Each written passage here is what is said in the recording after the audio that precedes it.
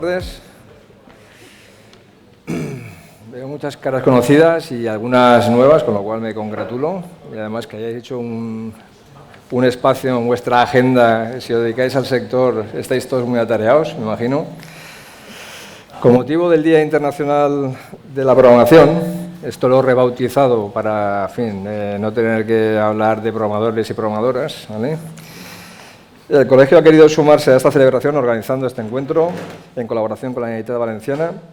Encuentro en el que conoceremos el rol actual de los desarrolladores como pilar de una sociedad cada vez más tecnificada, cómo ha evolucionado su trabajo y las perspectivas de futuro tanto para los profesionales que se dedican al desarrollo de software en sus diferentes vertientes como para los jóvenes y no tan jóvenes que quieran dedicarse a esta apasionante actividad. El objetivo de esta jornada, como habréis leído sin duda, es reconocer el valor que otorgan los profesionales de la ingeniería del software a la sociedad, dar visibilidad a las personas que hay detrás de la tecnología, compartir el estado actual de la técnica y de las habilidades necesarias para su mejor desempeño y poner el foco en las oportunidades de desarrollo profesional basadas en las necesidades contrastadas de las empresas. Empezaremos con la apertura a cargo de José Manuel García Duarte, el director general TIC de la Generalitat Valenciana. Continuaremos con la conferencia de Javier Garzás, Evolución de la ingeniería del software del materialismo al humanismo. Javier Garzás es allá el ambassador, luego lo presentaré poco antes de su ponencia. Seguiremos con la mesa redonda que dirigirá mi amiga Laura y donde podremos compartir con muchos profesionales de empresa, con sus distintas experiencias, conocimientos y visiones, podremos compartir cómo está el estado del arte, en la Comunidad Valenciana en particular, y con su amplia experiencia seguro que también a nivel nacional e internacional.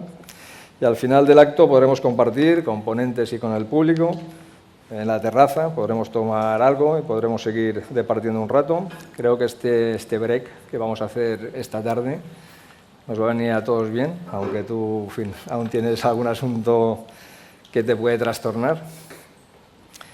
Nos ayudará a terminar, como decía, bien la semana, con energía renovada y con la satisfacción de haber aprendido algo más, seguro, de conocer mejor esta profesión y teniendo unas cuantas ideas y contactos más.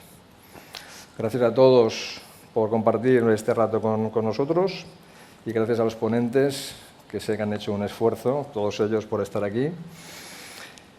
A ti en particular, Javier, que además has tenido que desplazarte unos cuantos kilómetros y que sé que tienes una agenda, en fin, tienes demanda. Sin más, bueno, voy a presentar a José Manuel, aunque realmente me entiendo que no haría falta, que los que estamos aquí prácticamente todos lo conocemos. Pero bueno, en cualquier caso, ha trabajado en varias multinacionales del sector privado, también ha trabajado para el sector público empresarial. Desde el 2019 director general TIC de la Generalitat Valenciana. Ahora te han readscrito a otra consellería. No, estoy en la misma. Sí, bueno, porque no han cambiado el nombre. ¿O por qué? Sí, han cambiado el nombre, pero me han cambiado los jefes. Exacto. Y bueno, actualmente está centrado en el nuevo plan estratégico que se aprobó de transformación digital, que se aprobó en el 2021, creo, en la Agenda Digital del 2025. Y en la puesta en funcionamiento desde la nueva Agencia de Digitalización y Ciberseguridad, que esto es un proyecto más reciente. Y que, bueno, como vas a continuar, se supone que veremos en cosas, ¿no? En ejecución, ¿no? Bueno, pues nada, sin más preámbulos, yo te cedería la palabra y haznos una apertura, una apertura breve. De mente libre, ¿no? Yo la verdad que según salía del despacho ahora, tengo que llamar al decano, digo, ponme en contexto, que tengo la agenda que además mi secretaria me pone de forma telegráfica a lo que voy y dice, día del programador. Digo, pues vamos a lo que vamos y la verdad que me has clarificado un poco a lo que veníamos. Yo la verdad que felicitar primero al Colegio de Ingenieros porque dedicar una jornada a los profesionales que están detrás de aquello que se llama transformación digital, que son todos los que están programando, haciendo análisis de software, arquitectura de software, es una cosa importantísima. Es vuestro día, más que el día del colegio y de la Generalitat, pero no quería dejar de aprovechar, en este caso no voy a hacer política, porque es verdad que el gobierno acaba de entrar, muchos de los proyectos van a continuar, pero hay que asentar un poco a que entre el nuevo gobierno para ver un poco cómo se prioriza. Pero sí quería poner en valor a todos los profesionales que en la administración también están desarrollando software. Es verdad que funcionarios haciendo desarrollo de software ya nos quedan muy pocos. Es decir, el otro día sacábamos números, somos unos 400 ingenieros en la dirección general, que son muchos, pero ejerciendo de programadores son muy pocos. Pero solamente somos 400 trabajando por y para la administración y para todos los ciudadanos valencianos, no. Hay más de 2000 profesionales del sector que trabajan para la administración valenciana. Y ahí hay muchos centenares de programadores, porque hay que entender una cosa. Las aplicaciones que utiliza la administración, en un porcentaje importante, son hechas a medida de la propia administración. Es verdad que se utiliza Microsoft para algunas cosas y eso ha repercutido en que se programe menos en algunos ámbitos.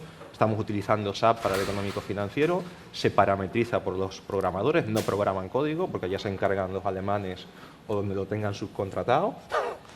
Pero también es cierto que hay otras aplicaciones como Justa o como Encamina es la empresa que nos da el apoyo, que se desarrollan directamente por compañeros y compañeras valencianos pues que están en Indra, en Sopra, en NTT, en Creaveris, y que están haciendo un poco ese trabajo que a veces es oscuro y que solo nos acordamos de ellos cuando algo falla. Como podéis ver en prensa últimamente, hay una aplicación que no va, aunque no tenga nada que ver con la informática, la problemática. Siempre es la aplicación que da un resultado malo. Aunque la gente a veces se olvida que si la base de datos de origen, los datos una persona no los ha introducido bien, pues evidentemente el resultado no va a ser el correcto. Pero siempre somos los culpables de todo. Por eso poner en valor nuestra profesión es importante. Yo la verdad que en los últimos años, junto con vuestro decano y con los otros decanos de los otros colegios profesionales, lo que me gustaría es seguir profundizando en poner en valor la profesión. Porque a nadie se le ocurría poner como director de sanidad, no digo de la consellería, que al final es un cargo muy político, pero sí de los médicos, poner a lo mejor a un informático, porque los médicos se levantarían en pie de guerra. Sin embargo, en otros ámbitos es fácil ver pues, que haya profesionales que sean nuestros jefes y que no sean del sector ni sepan del sector. Eso lo vemos en la administración, pero también lo vemos en las empresas. Y yo creo que es importantísimo que como colectivo, y como digo como colectivo ya no solo de informáticos, sino de ingenieros en telecomunicación y otros ingenieros y grados que ahora aparecen, que son del sector, seamos capaces de defender nuestra profesión, sobre todo ante las injerencias de otros profesionales que dicen saber de lo nuestro. Entonces, animaros y adelante con la jornada, porque creo que es importante. Muchas gracias.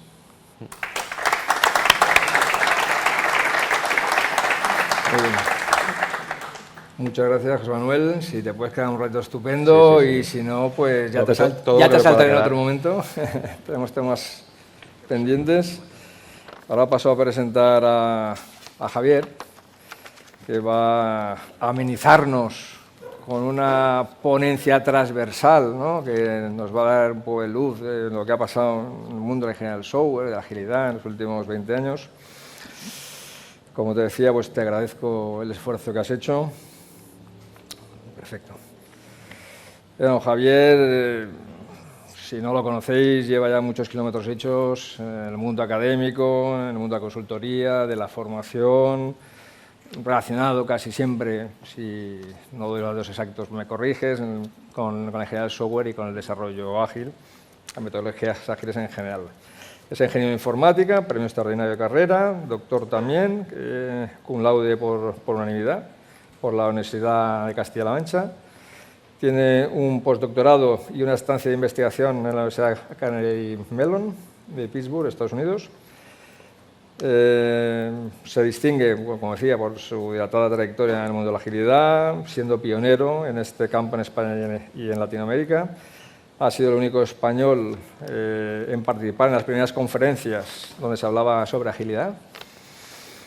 Destacado speaker, autor de varios libros sobre agilidad, desde el año 2021, no sé, 2001, o sea, esto me hace pensar que es bastante más joven que yo. Desde el año 2001 pues, ha dirigido y colaborado con más de 100 empresas y has tenido el privilegio de formar a más de 10.000 alumnos. Entiendo que has utilizado herramientas online, ¿no? Formación, e-learning, ¿no? Porque si no...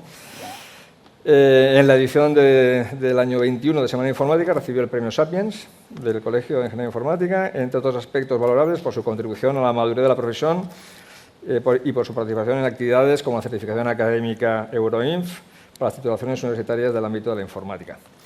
Pues no te robo más tiempo, vale. Cuando quieras. Muchas gracias. Pues nada, muchas gracias. Bueno, pues nada, muchas gracias lo primero pues a todos por haber venido y los que estáis. Y también dar las gracias al Colegio de Ingenieros de Informática por la invitación. Que fue ahí, estaba yo en verano, en agosto, que estaba en Estados Unidos en el Ágile del 2023, que hacía, bueno, la primera vez que iba a la conferencia más grande que hay sobre agilidad, que se hace en el mundo, que es en Estados Unidos, y desde el 2019 yo no iba. Y entonces estaba yo por allí y me llega la invitación, que la invitación era algo así como, bueno, y si nos das una charla de 30 minutos para resumir 55 años de ingeniería del software y tendencias y futuro. Entonces, el disclaimer es que tengo 30 minutos, por lo cual voy a ser selectivo y subjetivo sobre los hitos importantes que voy a recorrer desde hace muchísimos años y me pararé especialmente en el presente futuro. ¿Vale? Bueno. Vale, nada. Empezamos. Y empezamos desde los principios de los principios. Ahí, eso que veis ahí, super vintage, super retro, muchos no habíamos nacido, es uno de los hitos tecnológicos más importantes de hace 55 años. ¿Vale? Concretamente el año 68. Y el año 68, de los dos hitos más importantes que hay en tecnología, no sé si alguien así muy friki de todo esto, ¿se acuerda de alguno? ¿Alguien se acuerda de alguno? No, se ve demasiado. Uno es el ratón y el otro es la primera vez que una persona orbita la Luna. De hecho, está una foto muy famosa porque es la primera foto que hace una persona, un humano, desde la Luna a la Tierra. Son los dos hitos súper famosos, pero hay un tercero que no conoce casi nadie y es este de aquí. ¿Vale? Esta foto también súper vintage. Aquí esta primera parte de todo es muy vintage y muy viejuno. Y es donde nace esto que estamos hablando un poco aquí, que se llama ingeniería del software. Esa es la primera conferencia que hay sobre ingeniería del software. Todas las fechas son súper relativas. Esto es el año 68, es como de historia de la informática. Y es relativo porque seguramente alguien antes del 68 también habló de ingeniería del software. Pero digamos que cuando se le puso aquello de ingeniería del software un poco más con fama, fue en el año 68. Y esa fue lo que marcó la profesión, porque desde entonces arrastramos muchas de las cosas que se empezaron a decir ahí. De hecho, el propio nombre de ingeniería del software viene de ahí. Y nombres como fábricas de software, todo era muy industrial, muy de máquina, muy de... De hecho, la gente que había era gente industrial, físicos, gente de electricidad. Y así hay una cosa que yo me parece una reflexión interesante, sobre todo sobre la profesión, y es que de aquellos comienzos, estamos hablando exactamente 55 años, porque en octubre hace 55 años, la profesión arrastra como dos fantasmas, por lo iba a decir maldiciones, pero no sé si son buenas, malas, cambian. Y una es una crisis de identidad de siempre, que no sabe si es ingeniería, si no lo es, si es tradicional, si no lo es, si es algo normal, una ingeniería normal, si no lo es. De hecho, esa crisis de identidad ha ido dejándonos lados oscuros y lados luminosos sobre lo que queríamos y lo que no. Y quizá la parte más oscura que nos dejó ese momento es el que, como no teníamos identidad, pues dijimos, copiemos a gente por ahí. Y es una cosa que arrastramos hasta el día de hoy. Y sobre todo el intentar copiar a los ingenieros clásicos. Y sobre todo a los que hacían cosas físicas, que prácticamente eran todos. Y a la gente que hacía arquitectura. Y los que hacían puentes, hacían casas, carreteras y cosas así. Y eso nos ha arrastrado hasta estos momentos.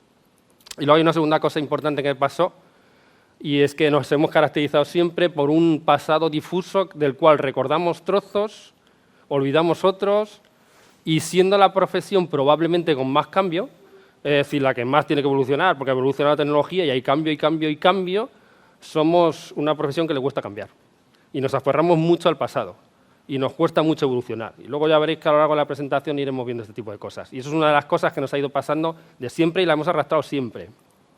De hecho, empezamos, bueno, eso no sé si se ve muy bien, pero son unos zombies, porque el principio de los principios, cuando empezamos a plantear modelos de gestión, la primera idea era que gestionábamos como los que hacen cosas físicas. Y el primer choque que nos dimos es que no gestionábamos cosas físicas y no funcionaba. De hecho, los que hacen cosas físicas, cuando las hacen mal, se nota. Se cae, se mata gente, no se ve el puente hecho. O los que son médicos, por ejemplo, o la gente de medicina, cuando hacen algo mal, pues se muere alguien. O se queja, o le duele. Nosotros el producto que tenemos, si es que es producto, que tampoco lo sabemos, es una cosa que yo le digo siempre que se parece más a un zombie, porque nunca se muere por muy mal que lo hagamos. Y encima no se termina de notar y siempre se puede arreglar. Es decir, siempre le puedes coser una línea de código, le puedes meter un join por una oreja, siempre puedes hacer algo para que se arrastre años y años. Y de ahí viene el legacy. Entonces el primer choque de identidad vino ahí. O sea, nosotros trabajamos con un... No tiene por qué ser un muerto, pero normalmente sabéis que trabajamos mucho con muertos que tienen muchos años y se mantienen durante muchísimos años. Nuestro producto, que no sé si era producto, no se parecía en nada a los que hacían casas o los que hacían carreteras, que una vez que estaba terminada la carretera, aunque se retrasase, porque le pasa a todo el mundo, ya el que había hecho la carretera desaparecía. Aparecía otro tipo de perfiles que mantenían la carretera, pero ese mantenimiento era limpiarla, quitar si se había un perro muerto, la había un coche. Lo nuestro no, era un trabajo intelectual constante. Y eso lo hemos arrastrado durante muchísimos años. De hecho, esto nos llevó una primera evolución a una cosa, yo le llamo el triángulo, en dimensiones le llamo el triángulo de las 3 Ps, ¿vale? Porque como queríamos mejorar esos Walking Dead, nos llevó a 2 dimensiones. Bueno, sabéis que no sé si alguien sabe esto de que la ingeniería del software se puede explicar toda entera con triángulos. Está el triángulo de hierro, el triángulo de la calidad, tiempo, no sé qué. Hay millones de triángulos que implican la ingeniería del software y este es el triángulo de las dimensiones para evolucionar en lo que es la gestión e ingeniería del software. Y tiene 2 dimensiones principales y la tercera la dejamos para después. Entonces, las 2 es que empezamos a pensar que necesitábamos 2 cosas. Una, procesos y mejorar los productos. Y eso marcó desde los 80 hasta el 2000, que no me voy a parar mucho, pero que sepáis que es una de las cosas que arrastramos hasta aquí. Porque hay cosas que se han quedado y otras cosas que las hemos rechazado. De hecho, la primera intento que tuvimos de intentar mejorar los productos era pensando, y era ciertamente, que podíamos mejorar los procesos, es decir, cómo se hacía para que mejorasen los productos. Y entonces ahí tuvimos un debate muy grande, ¿vale?, en el cual volvimos a reflejar lo que era nuestra crisis de identidad. Y es curioso, porque durante muchísimos años la profesión intentó rechazar su identidad. No sé si alguien conoce esas frases tan viejunas de que el cliente sabe lo que quiere cuando lo ve. Y nos aferramos a intentar que no fuera así. Dijimos, no, nosotros tenemos que adivinar lo que quieren los clientes, lo que quieren los usuarios. Y lo escribimos en un papel, y hacemos requisitos, y hacemos licitaciones, y lo firmamos en sangre. Y luego llegaba el producto y no era lo que quería. Entonces tuvo que pasar mucho tiempo hasta que una corriente de la profesión abandonó la identidad y dijo, hombre, es que si el cliente sabe lo que quiere cuando lo ve, pues que lo vea. Porque nosotros no hacemos carreteras, no somos adivinos. Y ese es el origen de lo que empiezan a ser los ciclos de vida específicos que nunca había habido para crear productos físicos. Y hay otro punto, porque son frases súper así de siempre, que siempre se intentaron rechazar. ¿Cuándo está terminada una cosa en el mundo del desarrollo de software? Pues cuando está terminada, pero si es que es una obviedad. Pero no, había que intentar buscar una manera de, porcentualmente sumando horas, intentar adivinar si eso estaba avanzando o no, y nunca funcionó. Llevó a los peores y más oscuros momentos, aún arrastrados a día de hoy, que sabéis seguro algunos, que incluso a día de hoy, año 2023, hay todavía artículos famosos de gente exponiendo cómo, de manera que nadie sabe, puede medir la evolución de un proyecto o producto en función a horas, tiempo, horas cargadas. Nunca se supo, porque no trabajábamos con cosas físicas, trabajábamos con ideas y no funcionaba así. En el mundo físico, obra, carretera, más horas más o menos equivalen a más ladrillos. En el mundo nuestro no. Otra cosa que para hacérsela mirar de esa identidad, porque siempre nos comparábamos con los albañiles, que mi albañil tarda no sé cuánto tiempo y no nos hemos comparado nunca con investigadores o científicos. Cuando la profesión se parece más a una investigación científica en la cual muchas veces no tenemos claro lo que tenemos que hacer, pero por alguna razón siempre salió lo de los albañiles. Es que a mí el albañil tarda 2 días, es que me hace la casa, es que etcétera, etcétera, etcétera. Son cosas que hemos ido arrastrando, que curiosamente nos llevaron a quizá uno de los hitos más importantes a día de hoy, y es de la aparición de los ciclos de vida específicos para el mundo de la creación de productos intelectuales. Y llamémosle productos intelectuales porque no existía. Aunque a día de hoy seguimos arrastrando el intentar, ya no tanto, porque hemos salido de esa época tétrica que hubo, de los cascadas, la licitación, estima las horas, dime cuántas horas has cargado, etc. Sigue existiendo, pero digamos que ya no es tanto así. Pero gracias a aquellos tiempos, en los 80, un poquito hacia los 2000, empezamos a pensar que teníamos que definir o crear un modelo de trabajo exclusivo para nosotros, que de hecho lo acabamos exportando a otras profesiones que trabajan con el conocimiento. Y empezaron los ciclos de vida basados en lo que son las iteraciones, que son los abuelos de los ciclos de vida ágiles, que hoy son un estándar. Porque de una manera u otra, con más adaptación o menos, prácticamente raro es quien trabaja con un, bueno, sí hay gente con cascada, encubierto muchas veces, pero cada vez menos. Y uno de los puntos fundamentales que trabajamos aquí fue unir lo de que el usuario sabe lo que quiere cuando lo ve, con la única manera de saber si algo está terminado es porque está terminado. Y es cuando aparecieron los ciclos de vida basados en las entregas. En las entregas funcionales, en el delivery, en el working software, en el de dejaros de rollos y también versiones. No quiero papeles ni estudios de viabilidad, quiero versiones. Quiero versiones funcionales, cuanto más funcionales mejor, porque me quito la incertidumbre de saber si se puede hacer y de ver lo que se ha hecho y de que el usuario vea si eso es lo que él quiere. Y eso es lo que origina los ciclos de vida que tenemos hoy en día. Esos son los 80 y los 2000. Esa foto, bueno, esto no sé si, supongo que todavía pasa mucho. Llegamos hasta ahí y fue un empujón fuerte. Llegamos a los 2000. Ya os digo que las fechas son relativas, ¿vale? No podemos tomar las fechas como este día fue. Y yo muchas veces las fechas que os estoy poniendo son más que el día que fue cuando apareció en la comunidad y empezó a aceptarlo o a adoptarlo. 2000, yo cuando estudié, no sé si a alguien le pasaba lo mismo, que me levante la mano, no vi ninguna asignatura, cero, que tuviese que ver algo con personas, equipo o humano. ¿Eso le ha pasado a alguien más? Bueno, creo que sigue pasando. La profesión que más depende de equipos y mente es la que menos tiene, o tenía, o ahí ya dejo el debate, entre sus asignaturas y estudios, asignaturas humanistas. Y esto cambió a raíz de los 2000 especialmente, si bien es cierto que es mucho más antiguo. Por eso digo que hay una desincronización desde cuando aparecen las cosas a cuando las llevamos a la práctica real de las organizaciones. Es la primera profesión en la historia de la humanidad, salvo que me encuentre un dato que llevo contando esto mucho tiempo y todavía no lo he encontrado, es la primera profesión en la historia de la humanidad que trabaja con un producto intelectual que se hace en grupo. Porque productos intelectuales había, ¿no? Los que hacen, yo qué sé, poesía o escriben un tango, si es que los tangos se escriben, no sé si se bailan nada más. También es intelectual, pero normalmente es de una persona. Pero nosotros el reto que teníamos era hacer un único producto que se mantenía Walking Dead o zombie, no necesariamente, pero intentábamos que no lo fuera el zombie, ¿no? Pero se mantenía muchísimo tiempo y ese producto, cada vez más y más y más, era la unión mental. O sea, mucha gente tenía que poner sus cabezas ahí a pensar para hacer un único producto que se mantenía. Y ahí, hasta esos momentos, teníamos la parte técnica, iba avanzando. Teníamos la parte de procesos, que iba avanzando, ¿vale? Más ciclos iterativos, menos cascada, etcétera, etcétera, y nos faltaba la parte humana. El manifiesto ágil, que fue del 2001, el antiguo manifiesto ágil, que ya tiene muchos, muchos años, la viejuna agilidad, abrió la puerta. De hecho, la primera agilidad era la de iteremos, hagamos iteraciones, pero ahí dejaba una puerta cuando decía, pero aunque no se entienda todavía muy bien, nos da la sensación de que la clave está en las personas por encima del proceso. Y eso fue una cosa que empezó a aparecer por aquellos años. De hecho, esto es una foto bastante antigua de mi tesis doctoral, ¿vale? De uno de los artículos. Y todavía esa primera agilidad, en las primeras conferencias en las que había charlas sobre agilidad, estamos hablando del 2001, ¿vale? La agilidad de aquellos años era agilidad técnica, agilidad de programación, con un poquito de toques de ciclos de vida iterativos. Porque en sí, la gente que empezó a empujar al hagamos ciclos de otra manera, ciclos de vida, era gente que venía de la programación.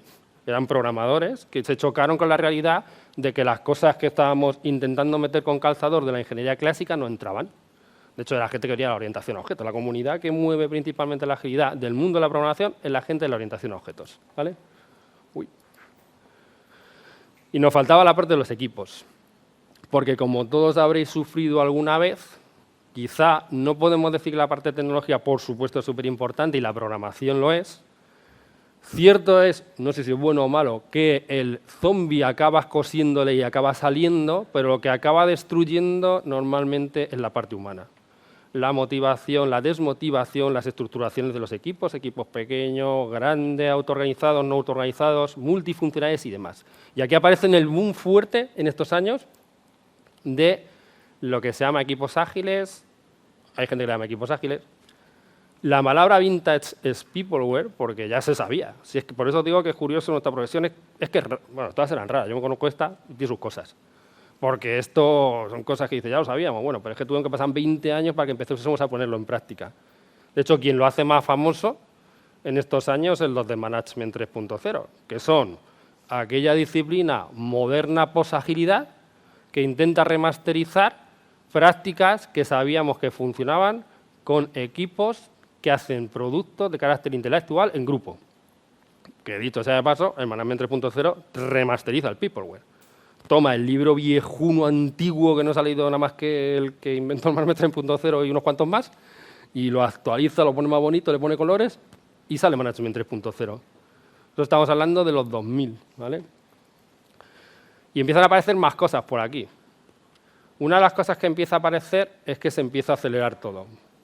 Porque por aquellos años todavía las cosas no iban tan rápido. Que aunque la palabra velocidad sea un poco peligrosa y un poco oscura, las cosas no iban tan rápido. Sabíamos que nos estaba empezando a ir bien con lo que se llamaban versiones cerradas working software. Es decir, que funcionaba todo mejor cuando en los trozos de tiempo más pequeños liberábamos versiones prácticamente operativas. Algunas veces es un reto incluso a día de hoy. Es curioso porque, aunque hablo mucho en pasado, aún a día de hoy veremos pseudoagilidades o ciclos de vida que terminan con cosas. E incluso terminan con horas, o hacen cosas. Pero la pura verdadera agilidad era terminemos con productos incrementales que funcionan. Porque si no, todo lo demás son indicios de cosas que no tenemos claro.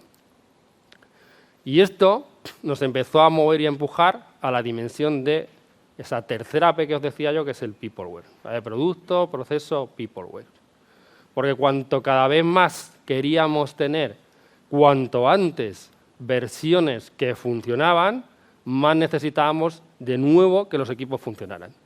Y los antiguos y viejunos equipos o estructuraciones nos habían dejado una cosa que eran los silos. No sé si alguien trabajó en silos, que es que había un departamento de negocio, un departamento de diseño, un departamento que se le empujaba para allá, que era programación, otros que todavía se les empujaba más, que eran los de testing, a ver si entraban los últimos y se quejaban poco y lo que se encontraran no podían tocar mucho. Y eso eran los cascadas. Pero claro, eso no podíamos permitir. En aquellos tiempos todavía se podía permitir. Porque bueno, las cosas no iban tan rápido como ahora. Pero bueno, cuando empezábamos a intentar tener en cortos periodos de tiempo, lo más cortitos posibles, versiones que se pudiesen liberar a producción o preproducción, los equipos no estructurados no funcionaban. Y aquí aparece una de las bases de los equipos. Yo ya no le voy a poner ni lo de ágil, es que un equipo de tecnología. No le llamemos ágil, porque parece que hay unos que son ágiles y otros que no. O sea, como lo del Madrid y lo del Atleti, ¿no? Lo del Madrid no funciona, lo del Atleti sí, pero aquí en este caso es que lo que no es ágil es que va como, ya le llamaría equipos de carácter intelectual, multifuncionalidad. Las matrices de multifuncionalidad que hacíamos, no sé si alguno lo habéis hecho, ¿no? Las que buscábamos ver cuántos del conocimiento del equipo se me quedaba fuera. E intentábamos que todo el conocimiento quedase ahí para no depender de equipos externos, ¿vale? Aquí aparece un movimiento fuerte, o toda la parte de cuando empezamos a pensar qué impacto tenían las interrupciones en nuestra eficiencia en el trabajo. Porque interrupciones del tipo A, estoy haciendo algo de carácter intelectual, alguien me interrumpe, tengo que dejar, tengo que pensar, cojo la interrupción y vuelvo, empezamos a interiorizar que tenían gastos de productividad que no se puede medir, pero sabemos que tenían costes de eficiencia altos. O que empezásemos a hacer algo y tuviésemos que tener parones, o porque esos parones vinieran incluso de tener que hacer 17 cosas a la vez, tenía su impacto. Entonces, la parte Management 3.0, Peopleware, equipos ágiles, empieza a tener mucha importancia, o que empezásemos a medir cosas que a la gente le llamaba, entiendo, la atención mucho, como que quisiésemos saber el ánimo que tenía la gente de los equipos. Porque eso antes no se hacía, decíamos, bueno, ¿y qué más da? Al trabajo se viene llorado, se decía esas cosas. Pero sabíamos que el que venía llorado, si venía llorado, tenía impacto. Y era mejor saberlo para intentar tratarlo. Aunque fuese egoístamente, porque sabíamos que se contagiaba y se llenaba todo de tristes, que hacía que fuésemos más lentos. O que no fuésemos tan bien. Y empezaron a hacerse las mediciones con niconicos y similares. Vale, estamos hablando hace muchísimo tiempo, mediciones de felicidad. Y esto ha avanzado y vamos avanzando en nuestra línea temporal y empezamos a encontrarnos un reto que todavía no teníamos. Fijaos que, bueno, la foto del de la izquierda es Jim Highsmith, es uno de los firmantes del Manifiesto Ágil. Pensad que los firmantes del Manifiesto Ágil, el que menos años roza los 70, si no es que no los tiene. Que no es porque sean mayores, porque yo he conocido a muchos de ellos y tienen más marcha que yo por lo menos y muchos de los que estamos aquí. Pero ellos cuando hicieron el Manifiesto Ágil lo hicieron en el 2001. En el 2001, pues fijaos cosas. Fijaos que en el de arriba, en el 2001 Harry Potter tenía la cara de la izquierda, el de ahí arriba. En el 2001 nos enviábamos SMS. No había móviles como los que conocemos ahora. No había cloud, no había SaaS. Y la música, ese año descubrimos que se podía escuchar con una cosa que se llamaba iPod. O sea, es cierto que fueron unos visionarios, porque fue en el 2001. Ya en el 2001 dijeron, esto no mola, cómo se está haciendo así, pero fue en el 2001, con lo cual muchas de las cosas de la pre-agilidad o la agilidad antigua pues están en su contexto 2001.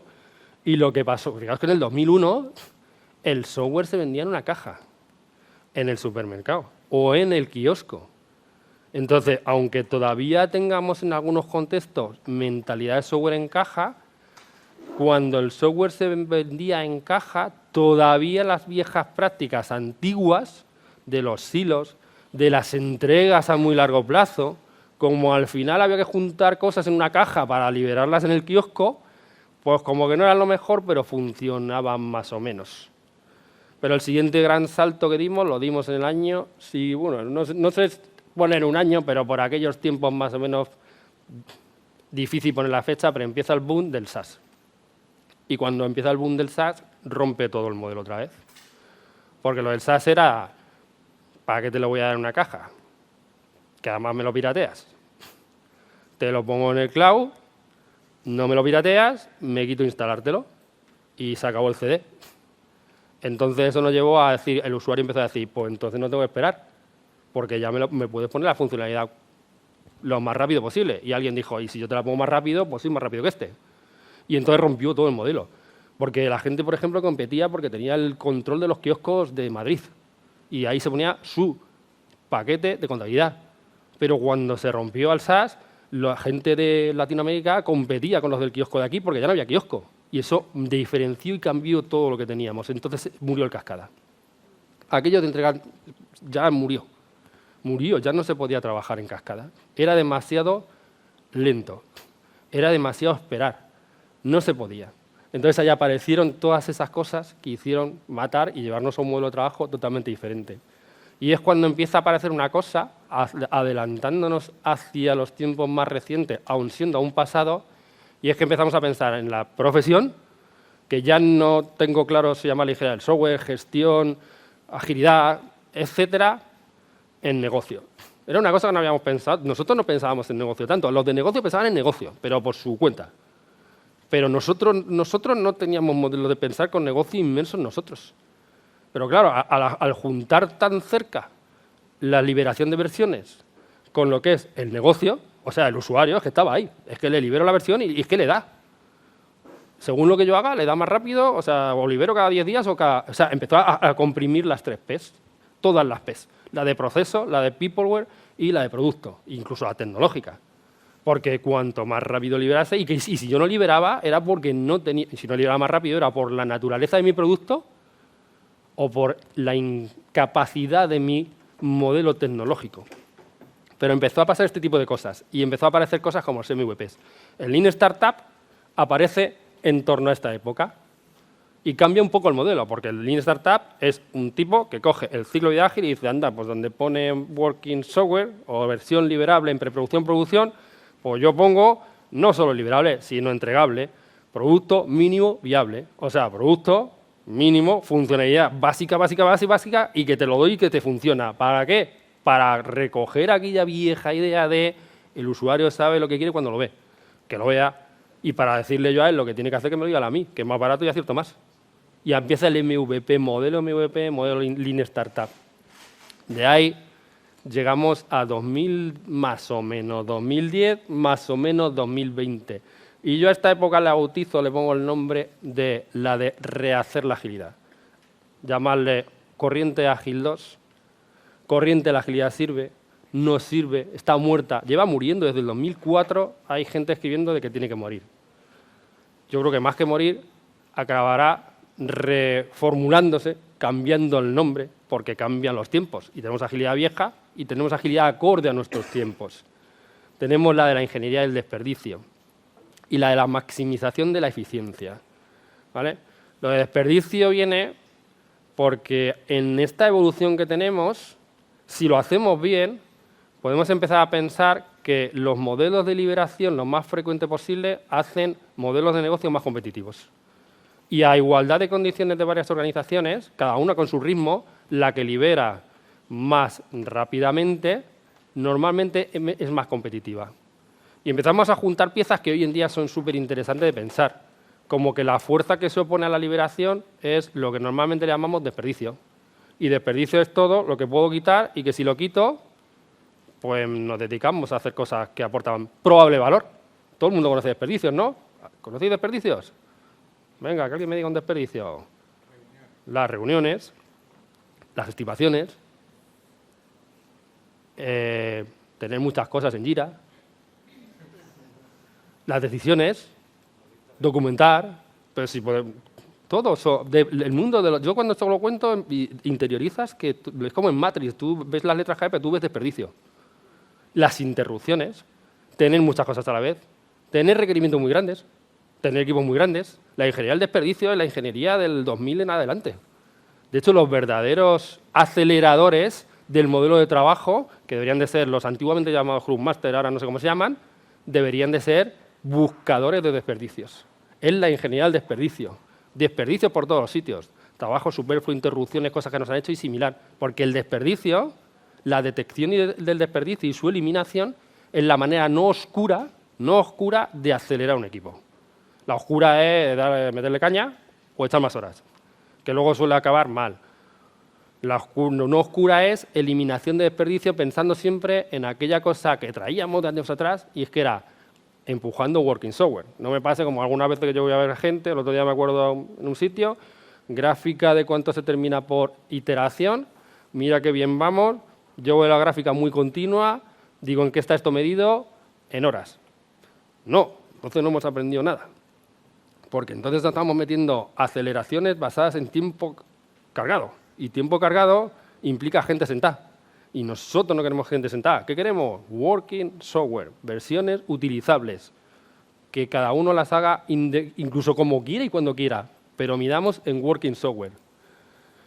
Llegamos a la época de la adaptación. Esta es reciente. Llegó un momento... Yo creo que por la evolución de que ya teníamos más o menos... Claro, hablar de esto en la época primitiva anterior era como, yo qué sé, como contarle a, no sé, a los romanos que se tiraban flechas y luego le cuentas a la época moderna, no sé, ¿vale? No sabíamos ni cómo montar una iteración, no sabíamos lo que era Scrum, todavía hay sitios que no lo saben, pero había mucha gente que no lo sabía, pues hablar de adaptémoslo no tenía ni siquiera sentido. Y ahora vivimos la época de la adaptación, es como la época de la libertad, ¿vale? Pues ya que no lo sabemos, pues empecemos a romper esquemas. ¿Por qué tiene que haber un planning? Pues no lo hagamos. ¿Por qué tenemos que estimar? Pues no estimemos. Si podemos hacer lo mismo de otra manera que no sea estimando, tampoco es que no se estime. Pero quitémonos los puntos historia y todos esos rollos, eso es viejo. No caigamos en los pecados originarios de nuestra profesión de aferrarse a cosas y no cambiar, que algunas veces somos los menos ágiles. Si puedo quitar mi modelo de estimación, en vez de en puntos y películas de esas, solo contando cosas, pues me quito desperdicio. Si puedo coger y no tener sprints, pues no tengamos sprints, tengamos trozos de tiempo más flojos, más dilatados. O sea, hemos llegado a la época del auténtico, como se le suele llamar, sujarí, que lo habéis escuchado una vez, ¿no? De prueba, prueba, prueba y adapta. Y en este momento, además, empezamos a salir del equipo.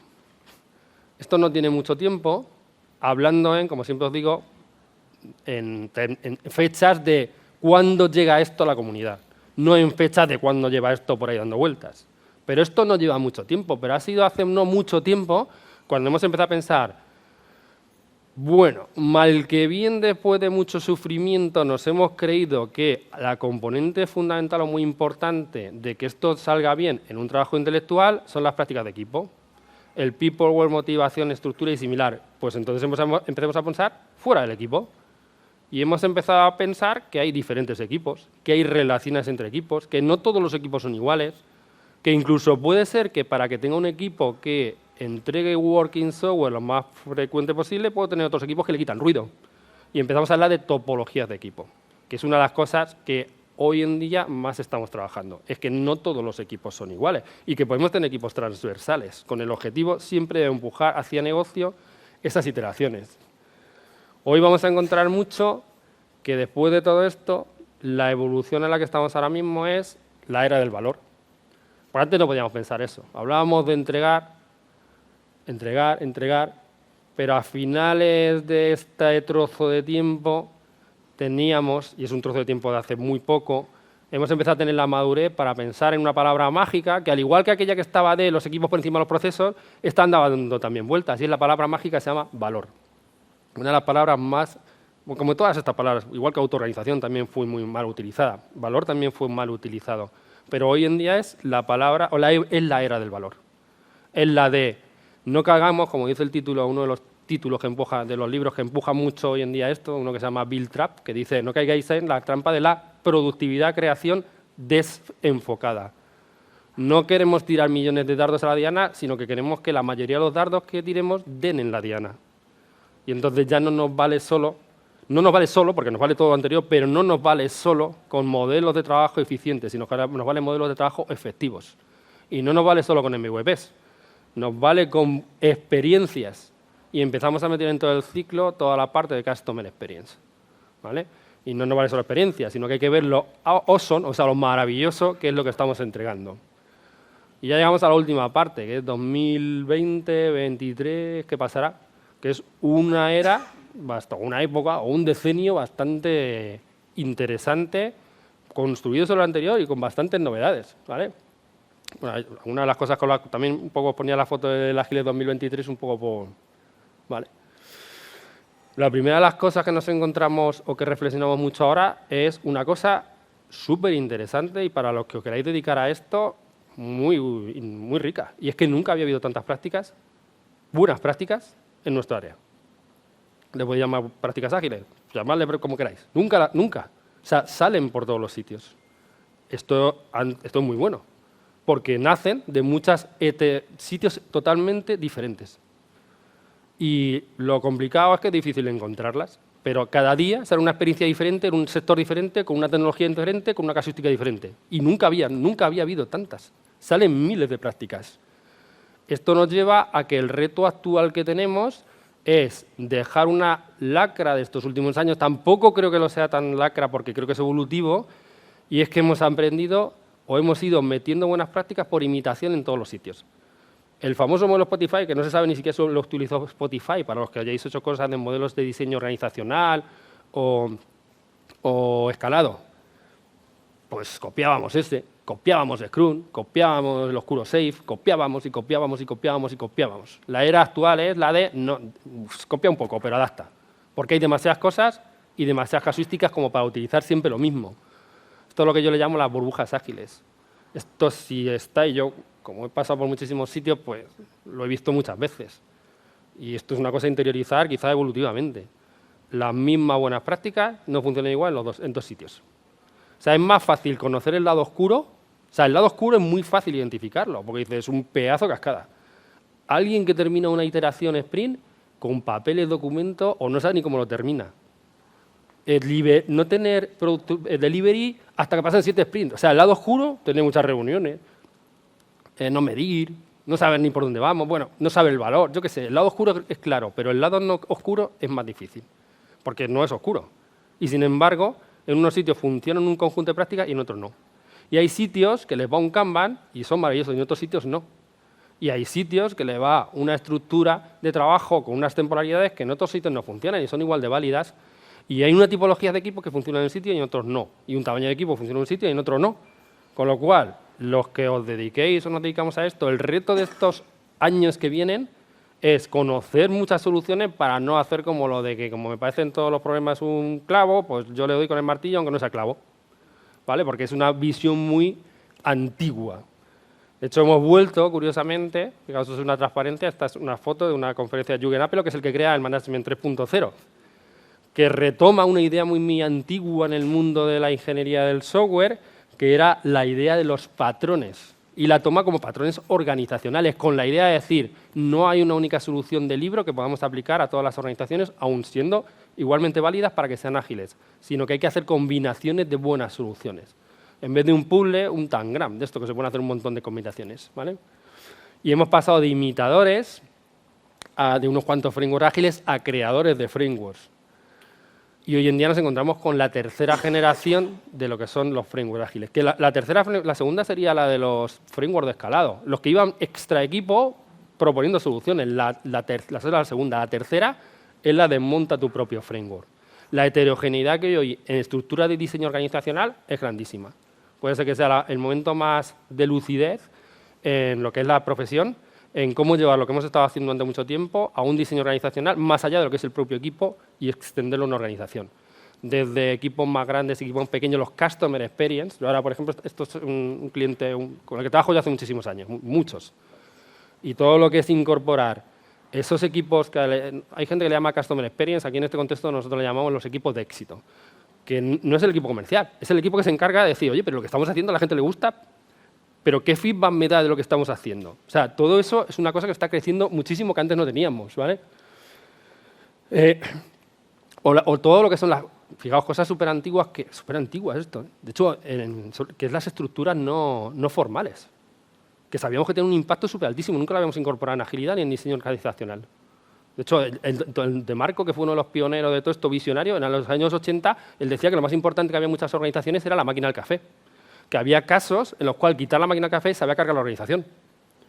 De hecho, él ponía una anécdota siempre muy curiosa, y es que había un departamento, había muchísimos becarios en un departamento de tecnología, una universidad, y 2 seniors. Y entonces había una máquina de café. Y los seniors se quejaron de que los becarios hacían mucho ruido en la máquina de café. Y entonces un jefe que llegó por allí se cargó la máquina de café.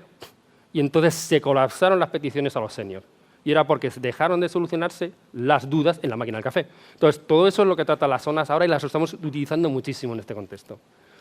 Los equipos dinámicos, estamos cambiando incluso la idea tradicional de equipo estable que no se podía modificar, que sabíamos que daba mucho juego que fuese estable, pero ahora, sobre todo a raíz del COVID y similar, después de mucho trabajo remoto, etcétera, la idea de equipos estables es una de las cosas más potentes que estamos, de no estables, o tipología de estabilidad que estamos trabajando ahora.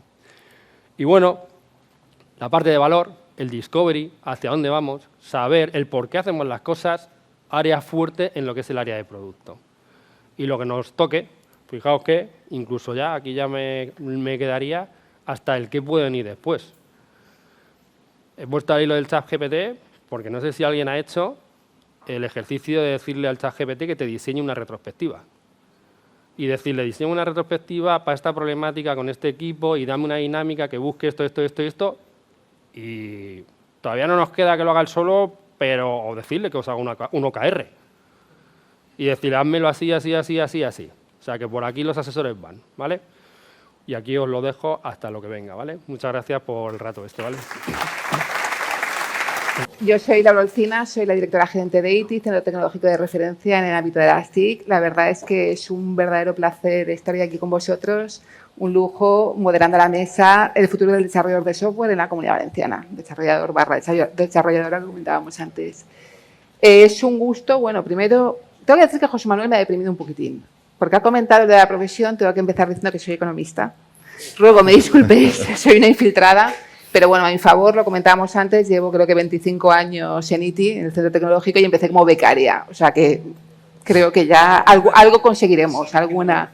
Yo lo sé.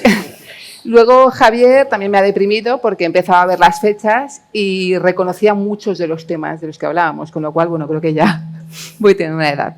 Pero bueno, dicha esto, creo que es un lujo además ir después de Javier, vamos, da cierta impresión, pero está muy bien. Él se ha referido a la parte de agilidad, pero creo que nos damos cuenta un poco del entorno cambiante en el que estamos, de los grandes cambios que hemos ido viviendo a lo largo de estos años. Y yo creo que todos, o bueno, muchos conocéis el entorno VUCA, venimos de un entorno complejo, volátil, incierto y ambiguo, que ahora ya directamente ha pasado de moda porque es todo más. Ahora ya hablamos de BANI, que es más de todo, o sea, más complejo, más ambiguo, generando fragilidad, ansiedad, más caos. Pero la buena noticia, no voy a ir por ahí, no voy a deprimir al resto, es que parece que sí que hay cierto consenso en que las tecnologías de la información, la innovación y la tecnología, las TIC y determinadas tecnologías concretas, como pueden ser inteligencia artificial en un momento dado, no es que sean la solución, pero sí que nos pueden permitir ya no tener una ventaja competitiva como teníamos en el pasado, pero sí ser competitivos. O sea, al menos estar ahí y poder pelear. También parece a lo largo de todos estos años que vemos un cambio, y ahora sí que hablo del profesional, en el valor que se da al profesional. Yo creo del profesional, y lo vemos en libros, películas, en series, pasa de ser aquel pobre informático que estaba, digamos, en un sótano a oscuras, además con un aspecto y al que prácticamente nadie le hacía ni caso, a menos que hubiese que arreglar, no sé, un mando a distancia, o sea, algo que no tuviese además normalmente nada que ver con él, a ser una persona valorada y clave en la organización. De hecho, cada vez vemos más CIOs y CTOs en los comités de dirección, porque realmente el mundo pasa por la tecnología, concretamente por la tecnología de información, tenemos que estar ahí y tenemos que ser conscientes.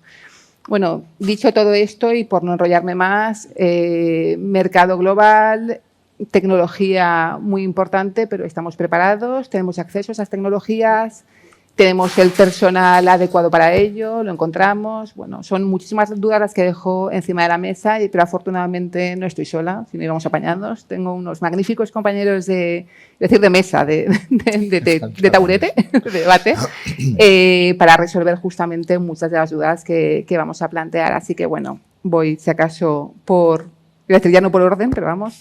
Tenemos en primer lugar a Fernando Salom. Fernando es CTO de Rudo. Rudo realmente es la marca de Elaborate para la unidad de negocio de desarrollos de app de móviles. Correcto. Pero cuentas además con una dilatada experiencia, primero justamente al frente de Rudo, eso es, liderando equipos, más de 35 personas, eso en fin, es, divertido hasta que hace unos 3 años, ¿no? Más o menos os integráis en Elaborate. Eso es. Así que bueno, yo creo que está muy bien porque nos puede dar una visión tanto personal como propia, como de la propia empresa y de su actividad. Bueno, José, no sé si... Creo que no me hace falta leer, bueno. José Ramón, por decirlo bien. Rockero. Viejo rockero. Viejo rockero, efectivamente. O sea, yo me he deprimido con Garzás, tú también, porque estábamos los dos ahí. O sea, que vamos. Yo te gano. Es el director de operaciones de Nunsis, pero bueno, antes de ser director de operaciones es, licenciado en informática y fundó su propia empresa, Infonova, en la que estuvo al frente o que lideró durante más de 15 años hasta su integración en Nunsis hace una temporadita corta, hace 10 años, donde ha vivido muchísimas aventuras también y donde, bueno, yo creo que debe ser algo fácil de ser director de operaciones de una empresa de más de 2.000 personas, ¿no? Con unas cuantas... Está bien. Cosas interesantes. Algo podrás contarnos. Sí. Bueno, Antonio Tortola. Vale, Tony. Solutions Innovation Lead en el Technical Solutions Area de Encamina.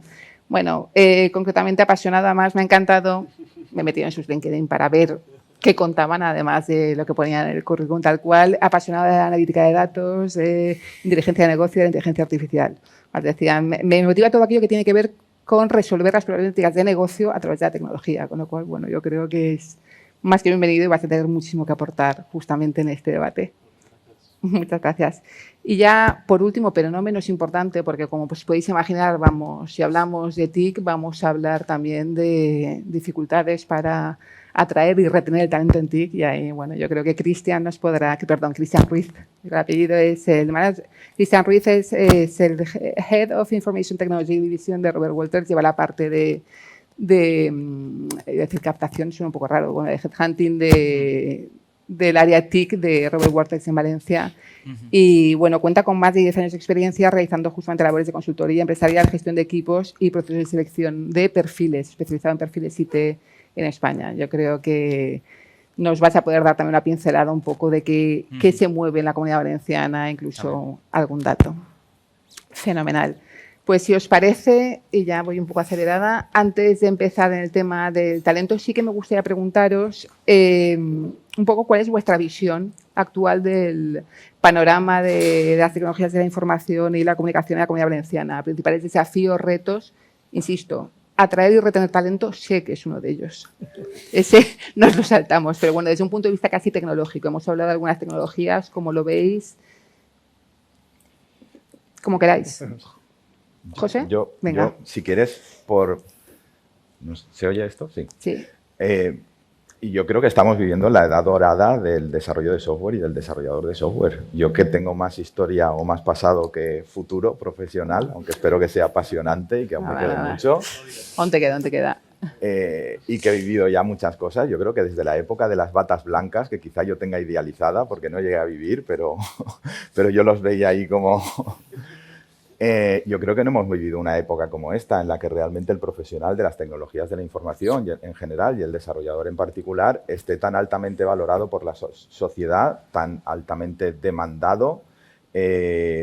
Tengamos en las empresas estructuras también organizadas para captar, fidelizar, definir itinerarios de desarrollo profesional y luego, en último término, para remunerar económicamente a estos profesionales, en el que yo creo que todo el mundo nos hemos dado cuenta de que no creo que sea una burbuja, sino que es algo que nos ha puesto donde creo que teníamos que haber estado hace muchos años. Y algunos sabéis que he peleado en el sector, en muchos casos con las administraciones públicas, para que realmente las licitaciones fueran a precios que realmente yo creo que permitieran hacer trabajos de calidad, que es lo que en muchos casos nos resultaba muy difícil, y que saliéramos también de ese paradigma de body shopping, outsourcing, aportación de valor de equipos sin buscar una transversalidad o la capacidad que tenemos de convertir hallazgos locales en mejoras globales o de aportar el conocimiento que existe dentro de una organización a los distintos clientes para los que participamos. O sea que lo primero es decir, desde la perspectiva histórica, pues yo creo que vivimos el mejor momento sin ninguna duda. Y a futuro es que yo creo que los retos son apasionantes. Yo creo que realmente el conjunto de tecnologías, los cambios en la sociedad, no sé, la perspectiva que se nos presenta por delante a los profesionales de las tecnologías de la información, insisto, y especialmente los desarrolladores. Yo he sido desarrollador hasta hace 10 años, me sigo considerando, aunque esté obsolerdo, que digo yo, pero realmente yo creo que no podemos esperar o pensar en un panorama más alentador para el profesional del desarrollo de software. O sea, qué gusto, vamos. Te voy a discutir cada palabra que has dicho, pero qué bien. Yo soy optimista, ¿no? Muy bien, así me gusta. Cuando empezamos en la profesión por allá por los años 90, todo el mundo que empezaba como desarrollador quería ser project manager, o sea, quería ser consultor o ser project manager. Para que todo el mundo que empieza ahora a desarrollar, ahora lo que quiere es seguir desarrollando y jubilarse siendo desarrollador y ser experto en una tecnología, ya no está tan dirigido ese rol de dedicarse a la consultoría. Pero porque cada vez están más valorados y es lo que cada vez estamos más valorados dentro de las propias compañías. Cada vez se pide más nuestra opinión, cada vez tenemos más peso dentro de la organización. Yo estoy dentro de varias empresas, grandes empresas, y se ve dentro de las propias grandes empresas como la parte informática cada vez toma más valor, mucho más valor. Se tienen más en cuenta, se han modificado incluso equipos y la forma en que se trabaja internamente para darle más peso al negocio que al final acabamos haciendo nosotros. Porque gran parte del negocio acaba digitalizándose y entramos en cada uno de esos procesos, de principio a fin. La época del cuñado, del vecino de arriba que hacía aplicaciones en Access, yo creo que ya ha pasado. Sí, eso ya va. De hecho, algo que comentabas antes, Laura, el tema de que ahora mismo se valora mucho en que en los comités de dirección hayan CIOs y CTOs. Yo es lo primero que cuando voy de visita a una empresa que puede tener el comité, es lo primero que pregunto, más que nada para saber si se le está dando la importancia o no a la tecnología. Porque al igual que a veces pasa también con los directores de recursos humanos, que muchas veces dependen del director financiero, en tecnología también. También depende mucho de los financieros. Sí. Exactamente. Y yo, por ejemplo, contestando a tu pregunta, viendo que yo he podido trabajar tanto en Madrid, Barcelona como Valencia en búsqueda y selección de perfiles IT, me doy cuenta que Valencia ahora mismo pues tiene, como comentabas, su mejor momento, porque no solamente para los valencianos que estamos aquí trabajando, sino también para empresas que están decidiendo poner sus hubs tecnológicos, lo están decidiendo poner aquí. Lo estáis mirando desde el punto de vista del desarrollador. Exacto. Yo os cuento que desde el punto de vista de la empresa que busca profesional es como, no sé, hacer el triple salto mortal y varios pinos puentes seguidos, porque sois como el oro líquido, vamos, es bastante realmente complejo. complicado, sí. Porque ya no, es un mercado global, ya no deja de ser un mercado simplemente de Valencia, estamos hablando de un mercado totalmente global, cualquier desarrollador puede trabajar desde su casa para otra punta del mundo, por lo cual al final la dificultad está ahí, conseguir retener al talento. Al final siempre se ha hablado de esto, pero es muy difícil. Al final no es una cuestión monetaria, a veces llegan puntos en los que ya no es una cuestión monetaria, hay que saber aportar otra serie de cosas, es complicado. Vale, en ese sentido, bueno, a ver, no hace falta que diga que si existen problemas para cubrir posiciones, está claro. ¿Cómo podemos competir con otra empresa que está buscando talento en un momento dado? Estabas comentando aportar valor, ¿no? Aportar valor, el propio Javier ha dicho en un momento dado el saber en qué proyecto, cuál es tu proyecto, ¿no? Conocer un poco la empresa en la que estás trabajando y realmente coincidir con los valores. Vosotros encontráis, me imagino que tenéis esta dificultad también, ya no como profesionales, sino a nivel de empresa, en la empresa. Nosotros en la que a nivel estáis empresa trabajando. tomamos, por ejemplo, una decisión que nosotros formamos mucho a la gente. Nosotros trabajamos en un sector muy específico, que son aplicaciones móviles. Ya sabemos que Apple es restrictiva, ya supone, hay que hacer un pago, hay que tener unos Mac, una serie de cosas que hay unas barreras de entrada que no te lo puede proporcionar, pues, al final, universidad pública, etcétera. Entonces, nosotros cogemos a gente y lo que buscamos es que tengan la actitud suficiente para poder aprender. Y es cierto que nosotros formamos mucha gente y muchos se quedan y otros se van una vez han aprendido, pero es algo con lo que vivimos. Pero es nuestra forma de competir, porque entendemos que el mercado es tan difícil que si solamente intentamos pescar en el único sitio donde hay peces, va a ser difícil. Entonces intentamos poner más peces dentro del mercado. Sí, a ver, como filosofía es muy bonito, lo que pasa es que entiendo que es muy complicado. Sí, es muy complicado. De hecho, has tocado varios temas, que es el tema de los soft skills, un poco el tema de la formación o el tema también de la actitud, de las capacidades que uno tenga. Es complicado. Sí, eso es.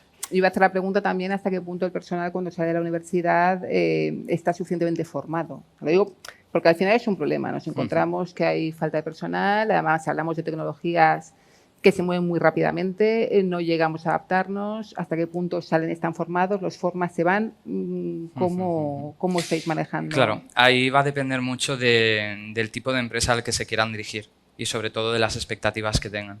Hoy en día, debido a la escasez de talento que hay por parte de las principales ciudades, muchas compañías están pagando salarios desorbitados solamente por coger a gente que, aunque no termine de encajar con el perfil, los contratan, los tienen 6 meses prácticamente sin producir, pero los tienen formándose. Por tanto, el déficit que podemos tener por las universidades lo cubren las empresas a golpe de... Sí, lo que pasa es que esos salarios desorbitados tienes que ser capaz de luego poder recuperarlos en el mercado, que es un problema que, bueno, nosotros hemos vivido muchas veces, hemos peleado incluso en Comunidad Valenciana en temas de las tarifas, de las licitaciones, ¿de qué forma trasladas luego ese coste?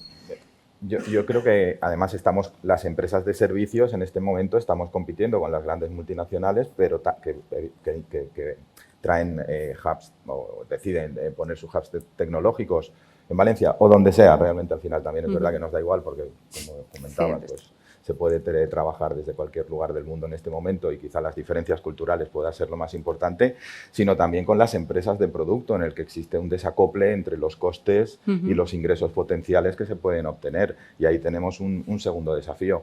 Pero contestando un poco a lo que decías, Laura, yo creo que, Fernando. Como comentaba Fernando, es que para mí lo más importante no es los conocimientos que tiene, sino el potencial de adquirir ese conocimiento que tiene esa persona, porque al final vamos a hacer una inversión, que es verdad que es una inversión que no es segura, porque en algún momento a lo mejor esa persona puede decidir tomar otro destino profesional, pero también es verdad que creo que las empresas tenemos el reto de crear una cultura sana en la que la gente se sienta a gusto con sus compañeros, se sienta a gusto con el way of working que estamos proporcionándole y que sienta que puede crecer profesionalmente, pero especialmente que en el ámbito laboral, en este momento yo creo que el principal reto es dar un entorno en el que sientan que aportan valor y que se sienten a gusto, ¿no? Y yo creo que ahí es donde realmente las empresas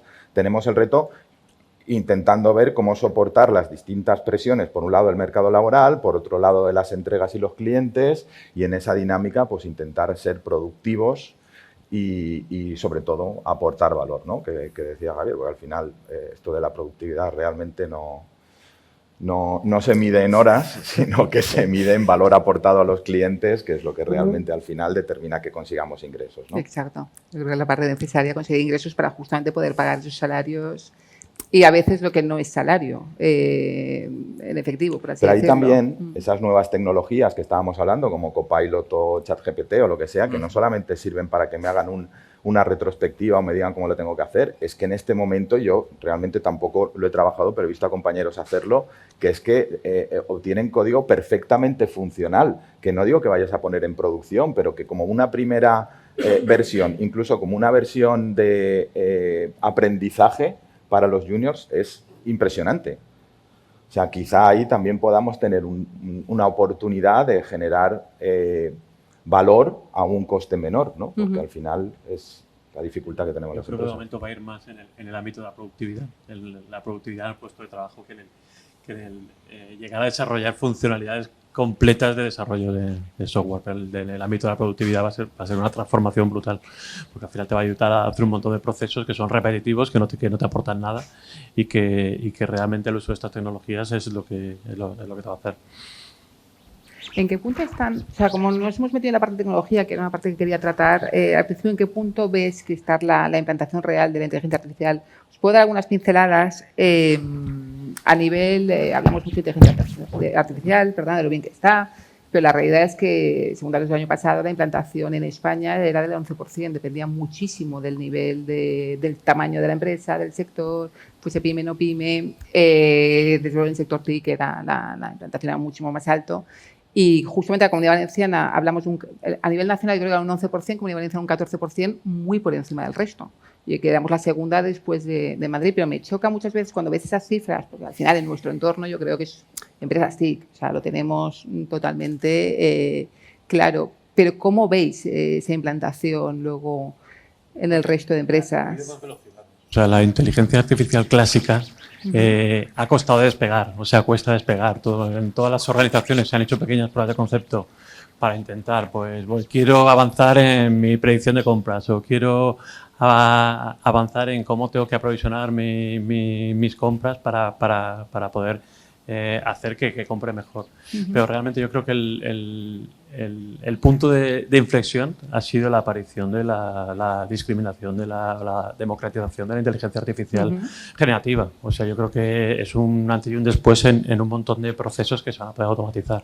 Desde que apareció, o sea, hay un dato muy curioso que es el Facebook tardó en obtener 1 millón de usuarios, tardó casi un año. Pues el ChatGPT tardó 5 días. O sea, es una barbaridad. O sea, nos llaman empresas para decir quiero hacer cosas con inteligencia artificial generativa y no sé el qué. O sea, quiero contaros, decirme qué procesos hacéis, qué estáis haciendo, dónde podéis dar valor, qué habéis hecho en otras organizaciones para realmente sacarle valor, porque lo que piensan es que se van a quedar retrasados si realmente no avanzan en esos sistemas. Y lo peor es que será así, realmente. Hay una frase muy animal del señor Gates, de Bill Gates, que dice que las empresas que no utilicen la inteligencia artificial desaparecerán. Incluso que los buscadores clásicos y la forma de hacer las cosas como la estamos entendiendo, o sea, el Google y Amazon pues van a cambiar de la forma de actuar, igual que murieron las tiendas físicas en el momento que nació Google, que empezamos a tener dispositivos móviles, que cambió nuestra forma de comunicarnos o de operar con la informática. O sea, probablemente nos pase algo parecido. Hay muchos sectores, como lo que es marketing personalizado, lo que es automatización de procesos. Es una barbaridad. Las traducciones. Hay un montón de procesos donde realmente les va a dar la vuelta. Les va a dar la vuelta porque realmente no necesitas hacer una inversión brutal para resumir documentos o para traducir documentos, sino que realmente simplemente cogiendo el documento y llegando a un API vas a decir, pues mira, estos son los conceptos que está leyendo, esto es un contrato, esto es un currículum y tiene esta información sin tener que hacer un entrenamiento y un trabajo a propósito para esa información. Muy bien. No, estaba pensando, es que estábamos dando un punto de vista muy de empresa TIC. Quiero decir que al final estamos viviendo una realidad del profesional, digamos, del desarrollo de software dentro de la empresa TIC. Entonces, lo que me preguntaba era justamente cómo está ese profesional fuera de la empresa TIC, pues su realidad probablemente sea muy diferente, tanto especialmente a nivel de formación, cuando estamos comentando cómo es la adaptación de esa persona que sale de la universidad, llega ahí y cómo funciona. Claro.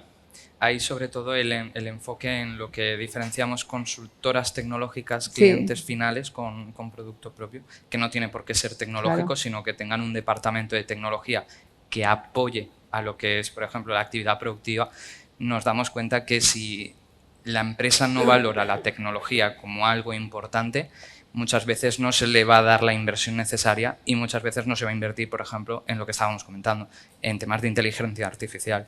Tú comentabas la democratización. Yo creo que ahora todos, hasta el usuario de la calle que no es técnico, está hablando ya de este tema y esto va a hacer que todas las empresas también favorezcan a invertir en este tipo de tecnologías que cada vez más son menos caras, por decirlo de alguna manera, y más accesibles. Entonces, el profesional que esté en una empresa que no sea per se tecnológica va a tener más herramientas y va a tener más fuerza para poder argumentar internamente esto lo tenemos que hacer así, porque hay muchos ejemplos ya de empresas que lo están haciendo.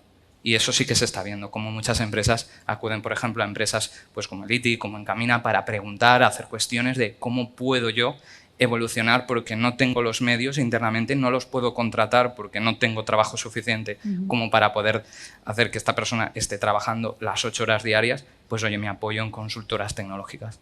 Sí, yo creo que es un tema importante justamente esa labor de visibilizar casos de éxito, es decir, bueno, de qué forma la tecnología te puede ayudar, nosotros estamos trabajando en esa línea, y actividades como las que hace el propio colegio a la hora, pues días como el de hoy, ¿no? De poner en común a sus desarrolladores profesionales de diferentes empresas. Yo estaba pensando que en muchos casos creo que esos desarrolladores de empresas no tecnológicas son un poco el llanero solitario, ¿no? Que realmente se enfrentan a un entorno muy predictivo, muy de presupuesto, muy financiero, y ellos tienen que ir con otras prácticas que son más adecuadas para desarrollar software y convencer a una organización en ese sentido es prácticamente imposible. Sí. Y luego, desde el punto de vista formativo, yo sí que creo que en este momento, aunque creo que no reemplaza otro tipo de formación, o sobre todo estar inmerso en un espacio en el que tus compañeros tienen una manera de hacer y tú aprendes, pero hay un montón de recursos. O sea, yo me lesioné la rodilla hace 12 años,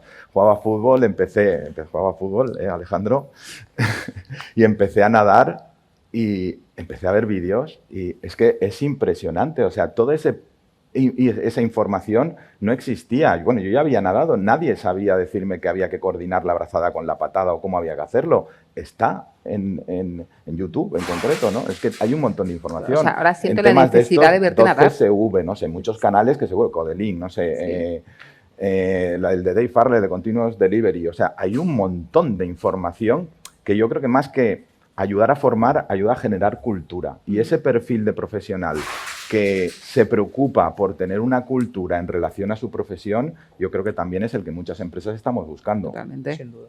Además, de hecho, yo creo que hay tanta información que la capacidad de alguien de filtrar esa información, saber filtrar esa información es donde realmente se va a ver lo que sabe. O sea, si consigues aprender algo nuevo, si consigues mejorar en algo, porque tenemos tanta información que muchas veces no sabes diferenciar quién te está dando una formación buena, quién te está dando una formación mala.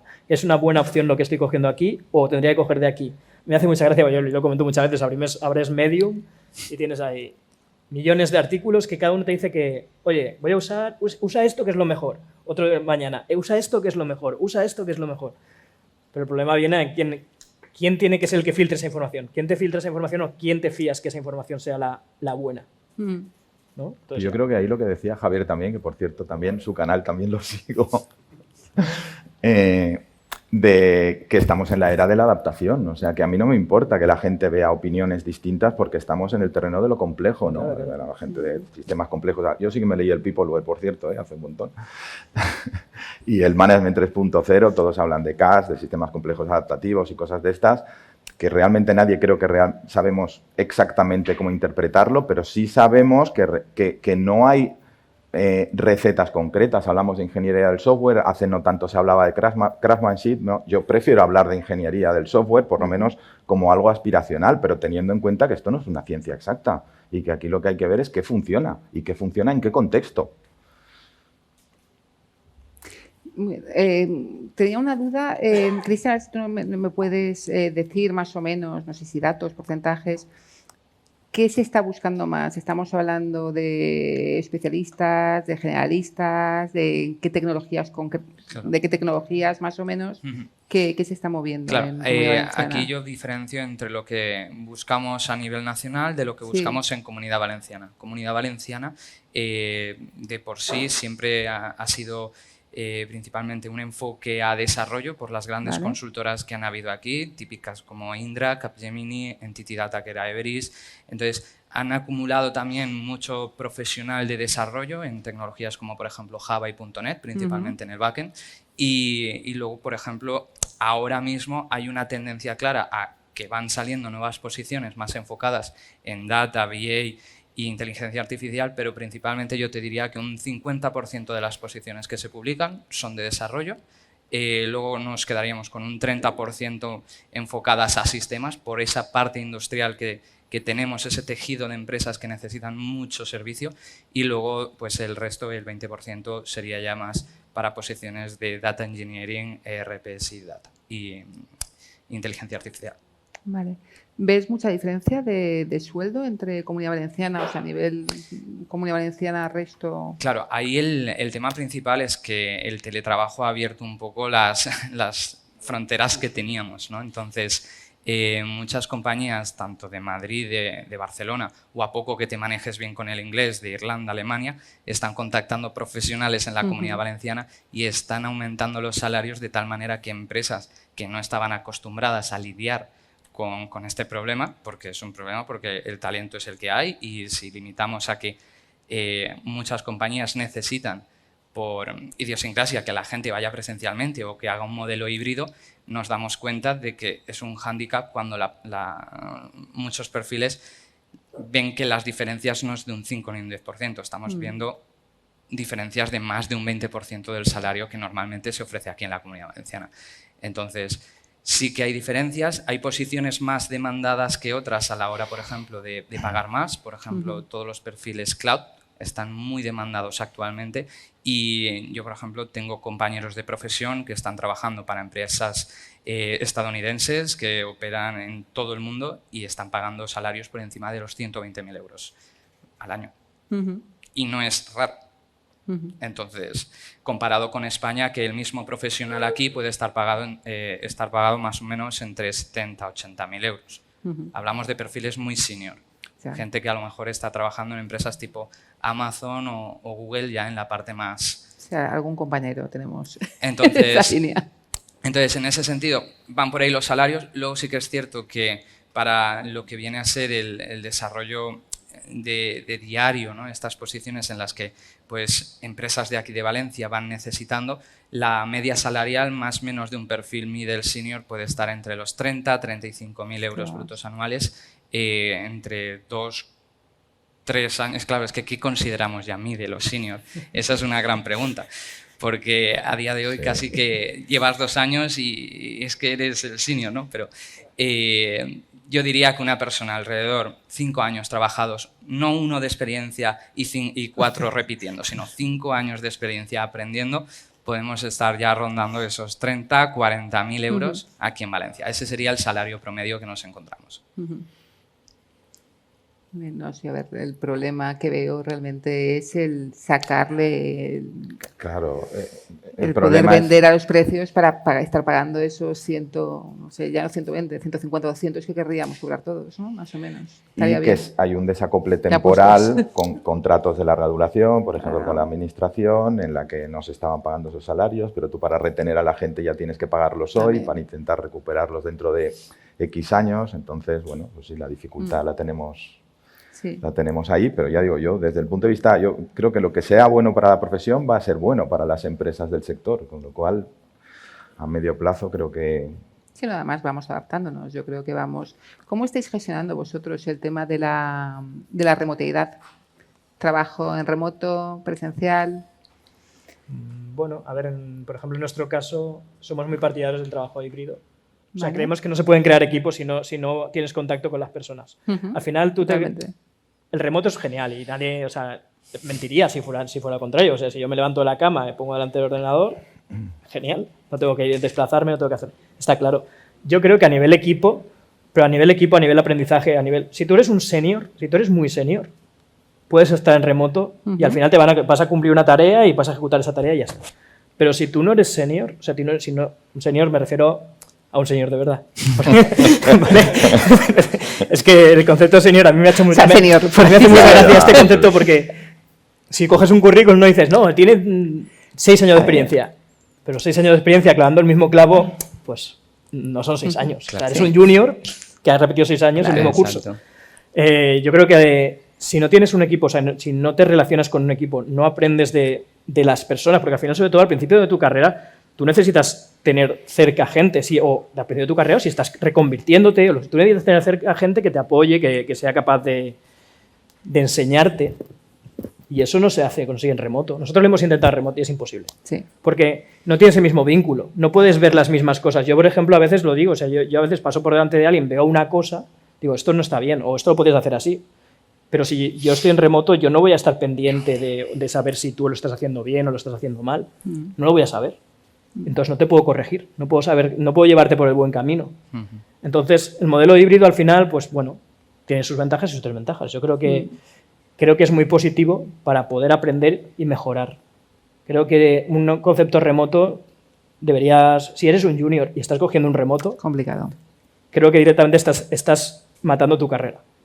Porque directamente no vas a tener de dónde aprender, solamente vas a poder ver PRs o cosas que a lo mejor coger referencias y depende ya de lo espabilado que seas, pues ya aprender. Pero es complicado. De hecho, Javier lo estaba comentando antes, el ejemplo de la máquina del café es que es literal. O sea, imaginemos que ya no hay máquina de café, sino que es ese café virtual, ¿no? En el que a lo mejor te puedes compartir cosas, pero a lo mejor ya no es lo mismo. Pierdes esa esencia. No hay espontaneidad, no tienes que quedar para tomarte ese café virtual. Es decir, Claro. No vas por un pasillo, te encuentras exacto. con el de al lado y Claro. compartes. Hay que diferenciar el tema, por ejemplo, del teletrabajo con lo que llegamos a vivir, que fue el confinamiento, ¿no? Eso es diferente. Claro, teletrabajar no es lo que vivimos en su momento. Aquello fue estar confinado y no poder salir de casa. Entonces, por narices te tocaba teletrabajar. Pero hoy en día, el teletrabajo, yo, por ejemplo, cuando voy entrevistando perfiles senior, me cuentan, mira, Cristian, tengo un equipo y me estaba pidiendo teletrabajo. Se lo doy y luego ya no quieren teletrabajo. Y los que no querían teletrabajo ahora quieren teletrabajo. Y es como, no termino yo de aclararme, porque muchas veces parece que quieres lo que no tienes, ¿no? Y ese modelo híbrido, tal cual comentabas, yo creo que es el mejor para los perfiles junior, para aprender, al menos que vayan a oficina. Luego ya. En nuestro caso, el modelo es remoto, pero probablemente porque nosotros solo trabajamos en entornos cloud y al final tienes que buscar la gente especialista allá donde está. O sea, estás contratando en 15 países. Trabajar en modelo híbrido muchas veces no es posible. Los comentaba cuando hemos llegado. Dice, yo tengo compañeros en Murcia, en Argentina, en Madrid. Claro. Realmente hacer equipo con ellos, si no es en remoto, no puede ser. O sea, el equipo es que hacemos una daily todas las semanas donde en vez de hablar de trabajo, hablamos de cómo estás, qué te ha pasado, qué has hecho el fin de semana, cómo están tus hijos y este tipo de cosas.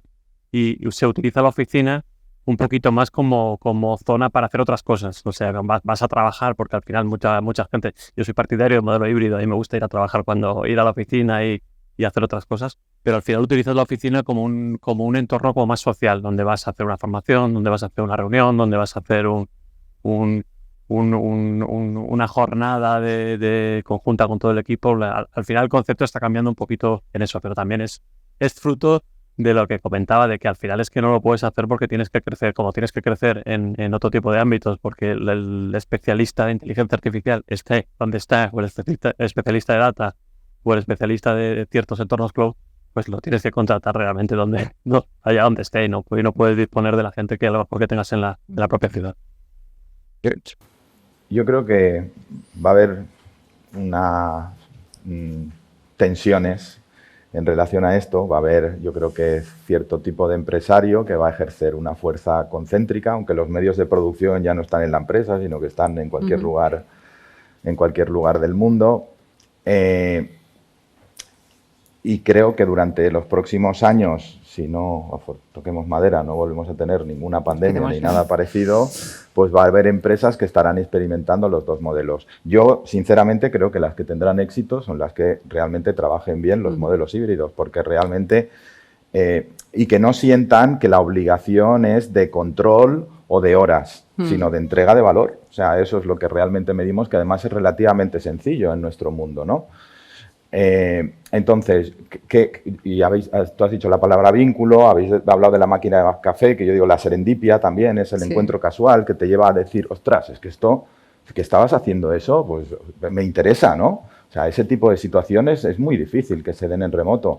Y la tercera, que yo planteo también, de decir, ahí sí que yo también encuentro una cierta necesidad, al menos en este momento, porque las herramientas yo creo que no dan aún el soporte adecuado, es para hacer un trabajo de colaborativo, quizá de diseño, de arquitectura de una solución, de brainstorming, de pensar en abstracto. A mí me da la sensación que delante de una pizarra, y a lo mejor es porque tengo 55 años, es más fácil, pero yo creo que en este momento sigue siendo más fácil hacer ese tipo de trabajo. Lo demás, los juniors, evidentemente, pues al principio yo creo que tienen que pasar por la oficina y tienen que estar acompañados y estar mejor acompañados en presencial, pero la gente senior, pues yo creo que en muchos casos puede trabajar desde cualquier lugar. Nosotros tenemos gente en Canarias, en Baleares, en La Coruña y no tenemos delegación, en Asturias.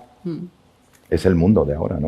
Es que los juniors, para que puedan aprender, tendrán que estar rodeados del resto, que al final también claro, funciona si coincides en la oficina, si no es complicado. Mixtos o híbridos que comentaban. Sí, lo que pasa es, a ver, nosotros vamos por el IT, desde luego va por ese modelo que es el modelo híbrido y es totalmente necesario, porque además hemos experimentado lo contrario. Una cosa es el confinamiento, que todos estamos obligados, y ahí además nosotros crecimos mucho, contratamos a mucha gente y de repente nos dimos cuenta de que tenemos un índice de rotación muy bajo en IT, comparado con lo normal, digamos. Pero nos dimos cuenta que mucha de la gente que se había, bueno, no mucha, pero un porcentaje alto de la gente que se había incorporado durante el confinamiento se marchaba. Entonces, claro, no tenían la cultura no conocían la cultura de IT, no sabían a qué nos dedicábamos, no acababan de acoplarse y tampoco llevaban, digamos, le habían cogido el cariño a la marca, no conocían realmente. Entonces, ahí también nos planteamos el tema de decir, bueno, el remoto desde luego al 100% en su caso es totalmente imposible. Tenemos que tratar de combinar el remoto con el presencial, pero asegurarnos que cuando estamos en presencial le estamos dando valor. O sea, vamos, pues eso, tenemos reuniones, estamos trabajando en equipo, fomentamos los encuentros casuales, porque al final también entiendo que depende del tamaño de la compañía, pero en nuestro caso, por ejemplo, ya es complicado. O sea, hay mucha comunicación que sigue siendo informal. Pues esa máquina de café, la sala de descanso, de repente va uno, deja un bizcocho y pues, no sé, hay cierta... Pero también en ese entorno distribuido, desde el punto de vista ecológico, o sea, vamos a ser mucho más sostenibles si reducimos la parte del commute, ¿no? De ir y volver a trabajar y los atascos matutinos o al salir de la oficina. No sé, o sea, yo sí que creo que no hay, o sea, hay que pensar bien cuáles son las razones para hacer venir a la gente a la oficina. Y la razón no puede ser... No quiero que estés en casa porque, yo qué sé, vas a tender la ropa. Pues tiende la ropa, tío, a mí qué me importa. O sea, si lo realmente importante... trabajo, ¿no? Claro, no es un trabajo 9 to 5. Piensa, no te tiendes la ropa. Claro, a lo mejor sí. Vamos, o cambia los pañales. Vamos, lo que haga falta. No, es que me he quedado pensando el tema justamente de la remotidad, porque yo creo que cada vez hay más empresas que están volviendo, digamos, a la presencialidad y mantener el equilibrio es complicado. También de hecho, las grandes norteamericanas están empezando a cambiar el ciclo y por algo es. Sí. Al final, a ver, somos humanos y yo creo que el remoto es para alguien que es estricto consigo mismo también. Eso también. Y eso yo creo que no lo tenemos todos. O sea, al final eso es así. Hay gente que sabe muy bien cómo tiene que hacer las cosas, dónde tiene que hacer las cosas, con qué tiene que cumplir, es responsable. Y organizada. Y hay gente que obviamente no lo es. Y esa gente que le estás dando remoto, pues bueno, puede pasar. Ahí, por ejemplo, luego tenemos la otra parte, ¿no? Por cultura aquí en la Comunidad Valenciana, muchas compañías, los departamentos, pues ni siquiera hacen teletrabajo ni un solo día a la semana, pero porque es por cultura y porque hasta el momento les ha funcionado. Están invirtiendo ahora en contratar perfiles, por ejemplo, de un data warehouse, y el problema que tienen es que no quieren hacer diferencias con el perfil que va a entrar y luego con el resto de la compañía.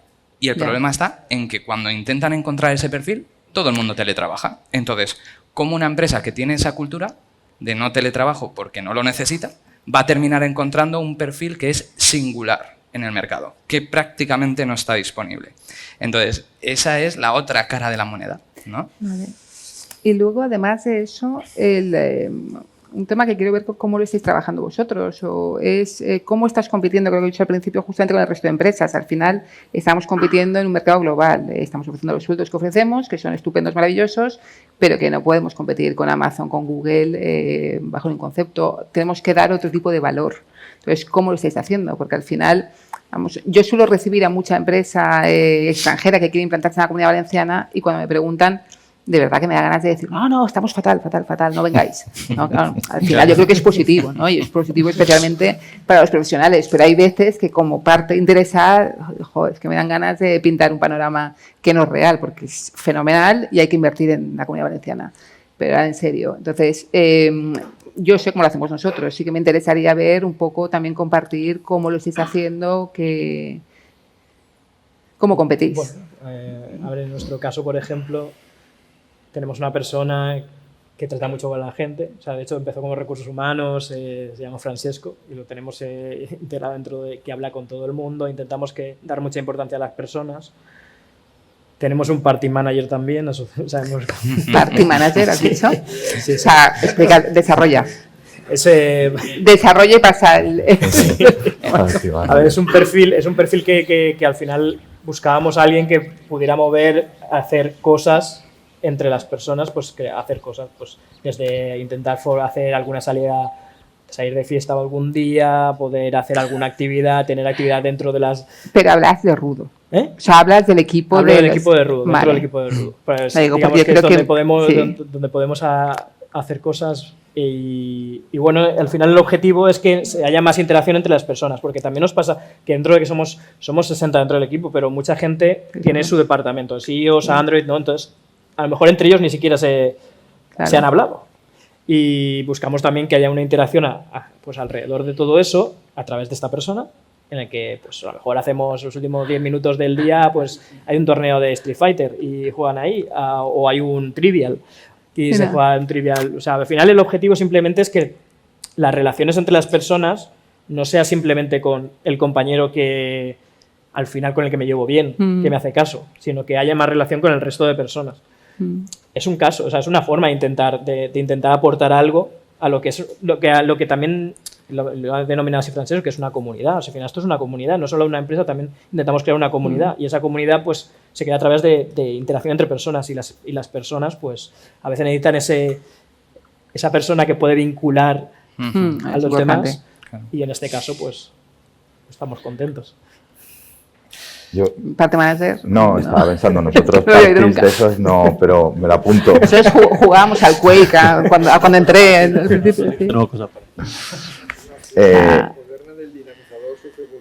Sí, al final... Sí, pero lo de dinamizador, lo escucho para los que no se están yendo, dinamizador sociocultural no suena tan bien como lo de party manager. O sea, esto, vamos, yo estoy viendo la oferta de empleo. Claro. Estoy viendo la oferta de empleo. Yo creo que todas esas cosas, pues bienvenidas, acompañan, hay que ver el contexto profesional, en un entorno de desarrolladores, pues yo creo que encaja mejor que en otro tipo de perfiles profesionales, pero nosotros lo que intentamos es trabajar los tres aspectos de la motivación intrínseca, autonomía, propósito, maestría, ¿no? Maestría, itinerario de desarrollo profesional, autonomía para mí es clave, que el liderazgo no sea un liderazgo, digamos, que constriñe, que no permite espacios para tomar decisiones. Evidentemente tenemos que tener unas reglas que den coherencia a la organización, pero dentro de todo eso que cada uno tenga su espacio en el que puede tomar decisiones y sentirse que pueda experimenta crecer, incluso, ¿no? ¿no? Y luego, pues, el propósito a mí siempre me resulta el más difícil, porque depende del proyecto en el que estés metido. Pues si estás trabajando en un proyecto para una ONG que está haciendo no sé qué en África, pues a lo mejor te sientes súper motivado. Y si estás trabajando en una aplicación de contabilidad, pues es más complicado, ¿no? Pero intentamos que la propia empresa en sí misma suponga un fin para los empleados que sea loable, ¿no? Que de alguna manera les motive. Y intentamos pagar lo mejor que podemos. Sí, bueno, sí, eso yo creo que es condición necesaria. Sí. Yo creo que también que sí que podemos competir contra grandes empresas. O sea, hemos visto ejemplos de... Sí. Nosotros competimos contra Microsoft y con gente que está continuamente yéndose a trabajar a Microsoft y dejando en camino. Pero hay muchos casos que la gente no quiere trabajar en una empresa enorme, porque todos sabemos que de repente hay un recorte en un producto, un reporte en un área y grandes profesionales están yendo a la calle. Hay mucha gente que no quiere en una gran consultora que tenga 200 personas en un proyecto, porque a lo mejor se acaba el proyecto y se va a la calle. Y al final lo que está buscando a lo mejor es un trato más personalizado, que alguien se dirija a él con un nombre, que tenga un seguimiento, que realmente se sienta valorado dentro de la organización y sienta que en cualquier momento, aunque falle un proyecto, pues va a poder seguir trabajando en otro proyecto sin perjuicio de su trabajo. Ahora hay muchos perfiles en el software. Antes solo estaba el desarrollador, el jefe de proyecto. Ahora hay un montón de perfiles, y potenciar no solo el que coja habilidades en tecnología, porque muchas veces dice, tú vas a estudiar ahora esta aplicación del cloud. No, que coja habilidades a lo mejor en gestión de personas, en comunicación, en ser un buen team leader, en lo que comentaba del Javier, de cómo hacer software con tecnologías Agile. Al final estas cosas están llenando mucho más a la gente que una formación que le está diciendo que tenga que aprender un determinado producto, una determinada tecnología. La formación otras cosas. Crecer, por ejemplo, no requiera que tú tengas que adquirir tareas de gestión.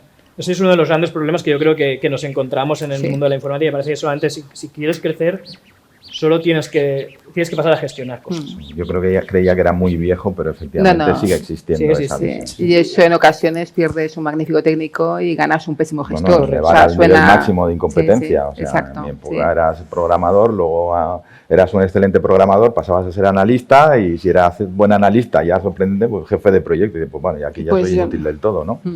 Porque las habilidades y las competencias que te hacían un buen programador, pues a lo mejor no te hacían ser un buen... No machea el hecho de gestionar cosas con desarrollar. El principio de Peter, ¿no? Ahí, por ejemplo, lo que estabas comentando, Laura, esa pregunta creo que es la pregunta que me hacen todas las empresas cuando les visito, y es ¿cómo puedo ser más competitivo? Yo les contesto siempre lo mismo. ¿Qué es lo que realmente están buscando los perfiles que quieren trabajar en tu empresa? Pues yo tengo identificadas, son 4 variables que siempre les traslado, que es carrera profesional, carrera salarial, proyecto y ambiente de trabajo. Estas 4 son realmente, cuando tú entrevistas a un candidato o a una candidata, es lo que realmente tienes que ver. ¿Cuál es el driver de esa persona? A lo mejor en tu empresa tú piensas que los drivers son de carrera profesional, pero la persona te está buscando solo carrera salarial. O te está buscando solo proyecto y le da igual no crecer. Y le da igual cobrar poco durante un tiempo determinado. Entonces, yo creo que ahí lo que yo siempre animo a las empresas es estudiar primero qué tenéis dentro de casa y luego trabajarlo para exponerlo fuera. Porque si ni siquiera vosotros a lo mejor tenéis claro qué tenéis dentro, va a ser muy difícil que sepáis venderos. Porque hacer un proceso de selección es un proceso de venta. Te estás vendiendo. Estrategia de employee. Totalmente. O sea, además, ha pasado de ser un proceso de compra, por así decirlo, a ser un proceso de venta. Y nosotros, la verdad es que siempre hemos enfocado así. Al final querías conquistar al candidato, pero no sucedía en todos los sitios. Claro. Y ahora es realmente así. O sea, al final te hacen la entrevista o hacéis la entrevista como profesionales. Claro. Han cambiado los roles, ¿no? Candidato protagonista, empresa protagonista. Entonces, en IT, como vayas como empresa protagonista, los perfiles no te van a querer. No van a estar por la labor de estar escuchando tu libro cuando realmente ellos ahora mismo tienen una situación ventajosa por la escasez de talento que hay, y hay que entender. A lo mejor esto cambia dentro de unos años o dentro de unos meses, pero de momento hay que saber cuidar a este tipo de perfiles durante el proceso. Sin mentir. Digo sin mentir, Claro. lo digo porque en ocasiones la tentación es de repente pintas una empresa maravillosa que no existe. Que eso alguna ocasión lo hemos podido ver. Sí, Es decir, pasa por ambas sí, partes. vas a trabajar en un sitio y, bueno, llega ahí la persona y... Claro, en fin. es como la foto, ¿no? En que sale un Sí. perro rodeado de un rebaño de ovejas y es como cuando te pillan cuando no has dicho lo que tocaba. Exacto. Pasa en ambos casos. Hay Sí. veces que intentamos vender tanto por parte de las empresas lo que podemos ofrecer que luego cuando llegan es lo que me decían, lo que es, ¿no? Entonces, y luego al revés. Candidatos que se venden demasiado bien porque practican mucho, ¿no? Y las soft skills las tienen súper desarrolladas y luego te das cuenta que cuando los pones a nivel técnico dices hay que seguir buscando, ¿sabes? Sí. Entonces es compleja la Me situación. parece que el tema del soft skill siempre es delicado. A veces es delicado. Es decir, yo creo que es más fácil que una persona aprenda que cambie su forma de ser. Ujú. No sé, al final, ¿qué valoras más? ¿No? Yo creo que la formación puedes llegar a ella. Pues mira, a mí un amigo que tengo que es CTO me dice, yo te puedo enseñar a programar, te puedo enseñar a crecer a nivel técnico, pero no te puedo enseñar a ser buena persona. Y es verdad, es que es literal. O sea, como termines colocando en tu empresa a una persona que haga estallar al equipo, es que se ha cargado toda la empresa. Y cuesta, ¿eh? Luego cuesta reparar el daño. Entonces ahí los red flags, no red flags. Sí. ¿Qué pasas por alto, no? Con la idea a la hora de contratar a alguien. Yo por experiencia un red flag normalmente si lo has identificado, vamos, tiene que estar muy en remoto haciendo una actividad muy concreta que no tenga que ver nada con equipos porque si no puedes tener un problema. Bueno, yo tengo que hacer un spoiler. En IT, de hecho, muchos red flags los identifican en recepción, que es antes de la entrevista, ¿no? En recepción, antes de la entrevista. ¿Ha saludado? O sea, ¿es una persona amable o de repente entra y es...? Sí. Sí, Es sí. un tema... Muy bien, pues yo creo que ya no sé si queréis hacer alguna pregunta desde... ¿Alguna pregunta? ¿No? Pues... Sí, por ahí. Yo me preguntaba sobre los procesos de innovación dentro de la empresa, porque también cuando hablabais de competitividad, de cómo poder ser más competitivos, de cómo poder sacar más beneficio de lo que producimos para poder pagar mejores salarios, que al final es lo que, si tuviéramos que medir la productividad en último término, sería el dinero que consigue ganar la empresa dividido por el tiempo. Entonces, yo siempre he pensado que una de las claves sería acercar más a los desarrolladores a los procesos en donde se generan ideas de negocio. Por dos vías. La primera vía es para que salgan nuevas ideas, que de gente poco técnica, que es la que normalmente suele estar en las áreas de negocio, esas ideas no salen.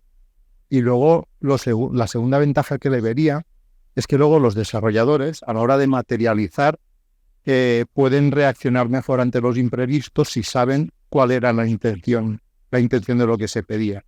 Ya que el software no es una cosa que se pueda predecir cómo es, y una cosa es la idea inicial, y otra cosa es los derroteros por donde te lleva y lo que consigues hacer.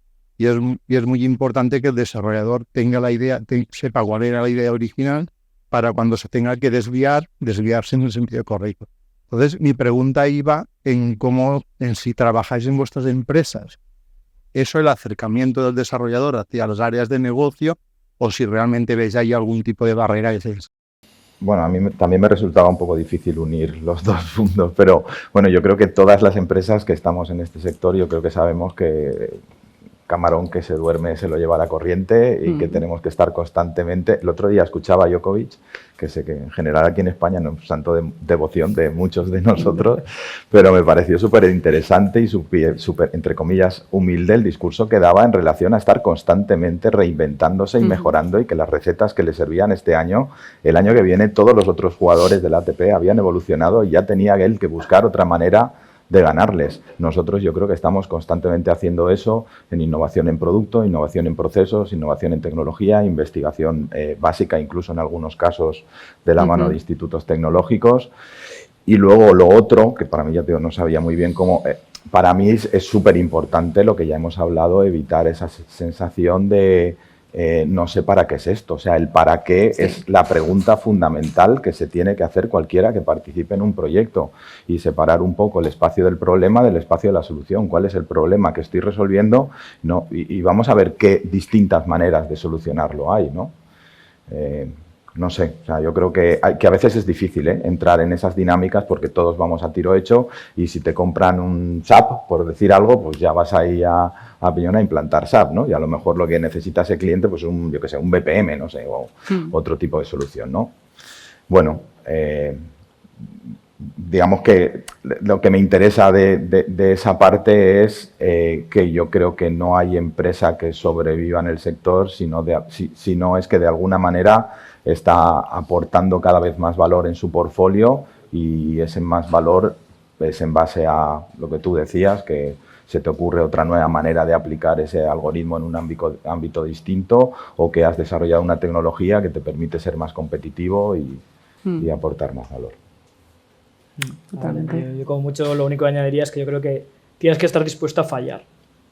O sea, si tú estás dentro de una empresa y la empresa tiene que estar dispuesta a fallar porque si todos acertáramos a la primera, aquí estaríamos todos forrados. O sea, ese es el caso. Yo creo que hay que aprender a que fallar es una opción, a saber acortar un producto.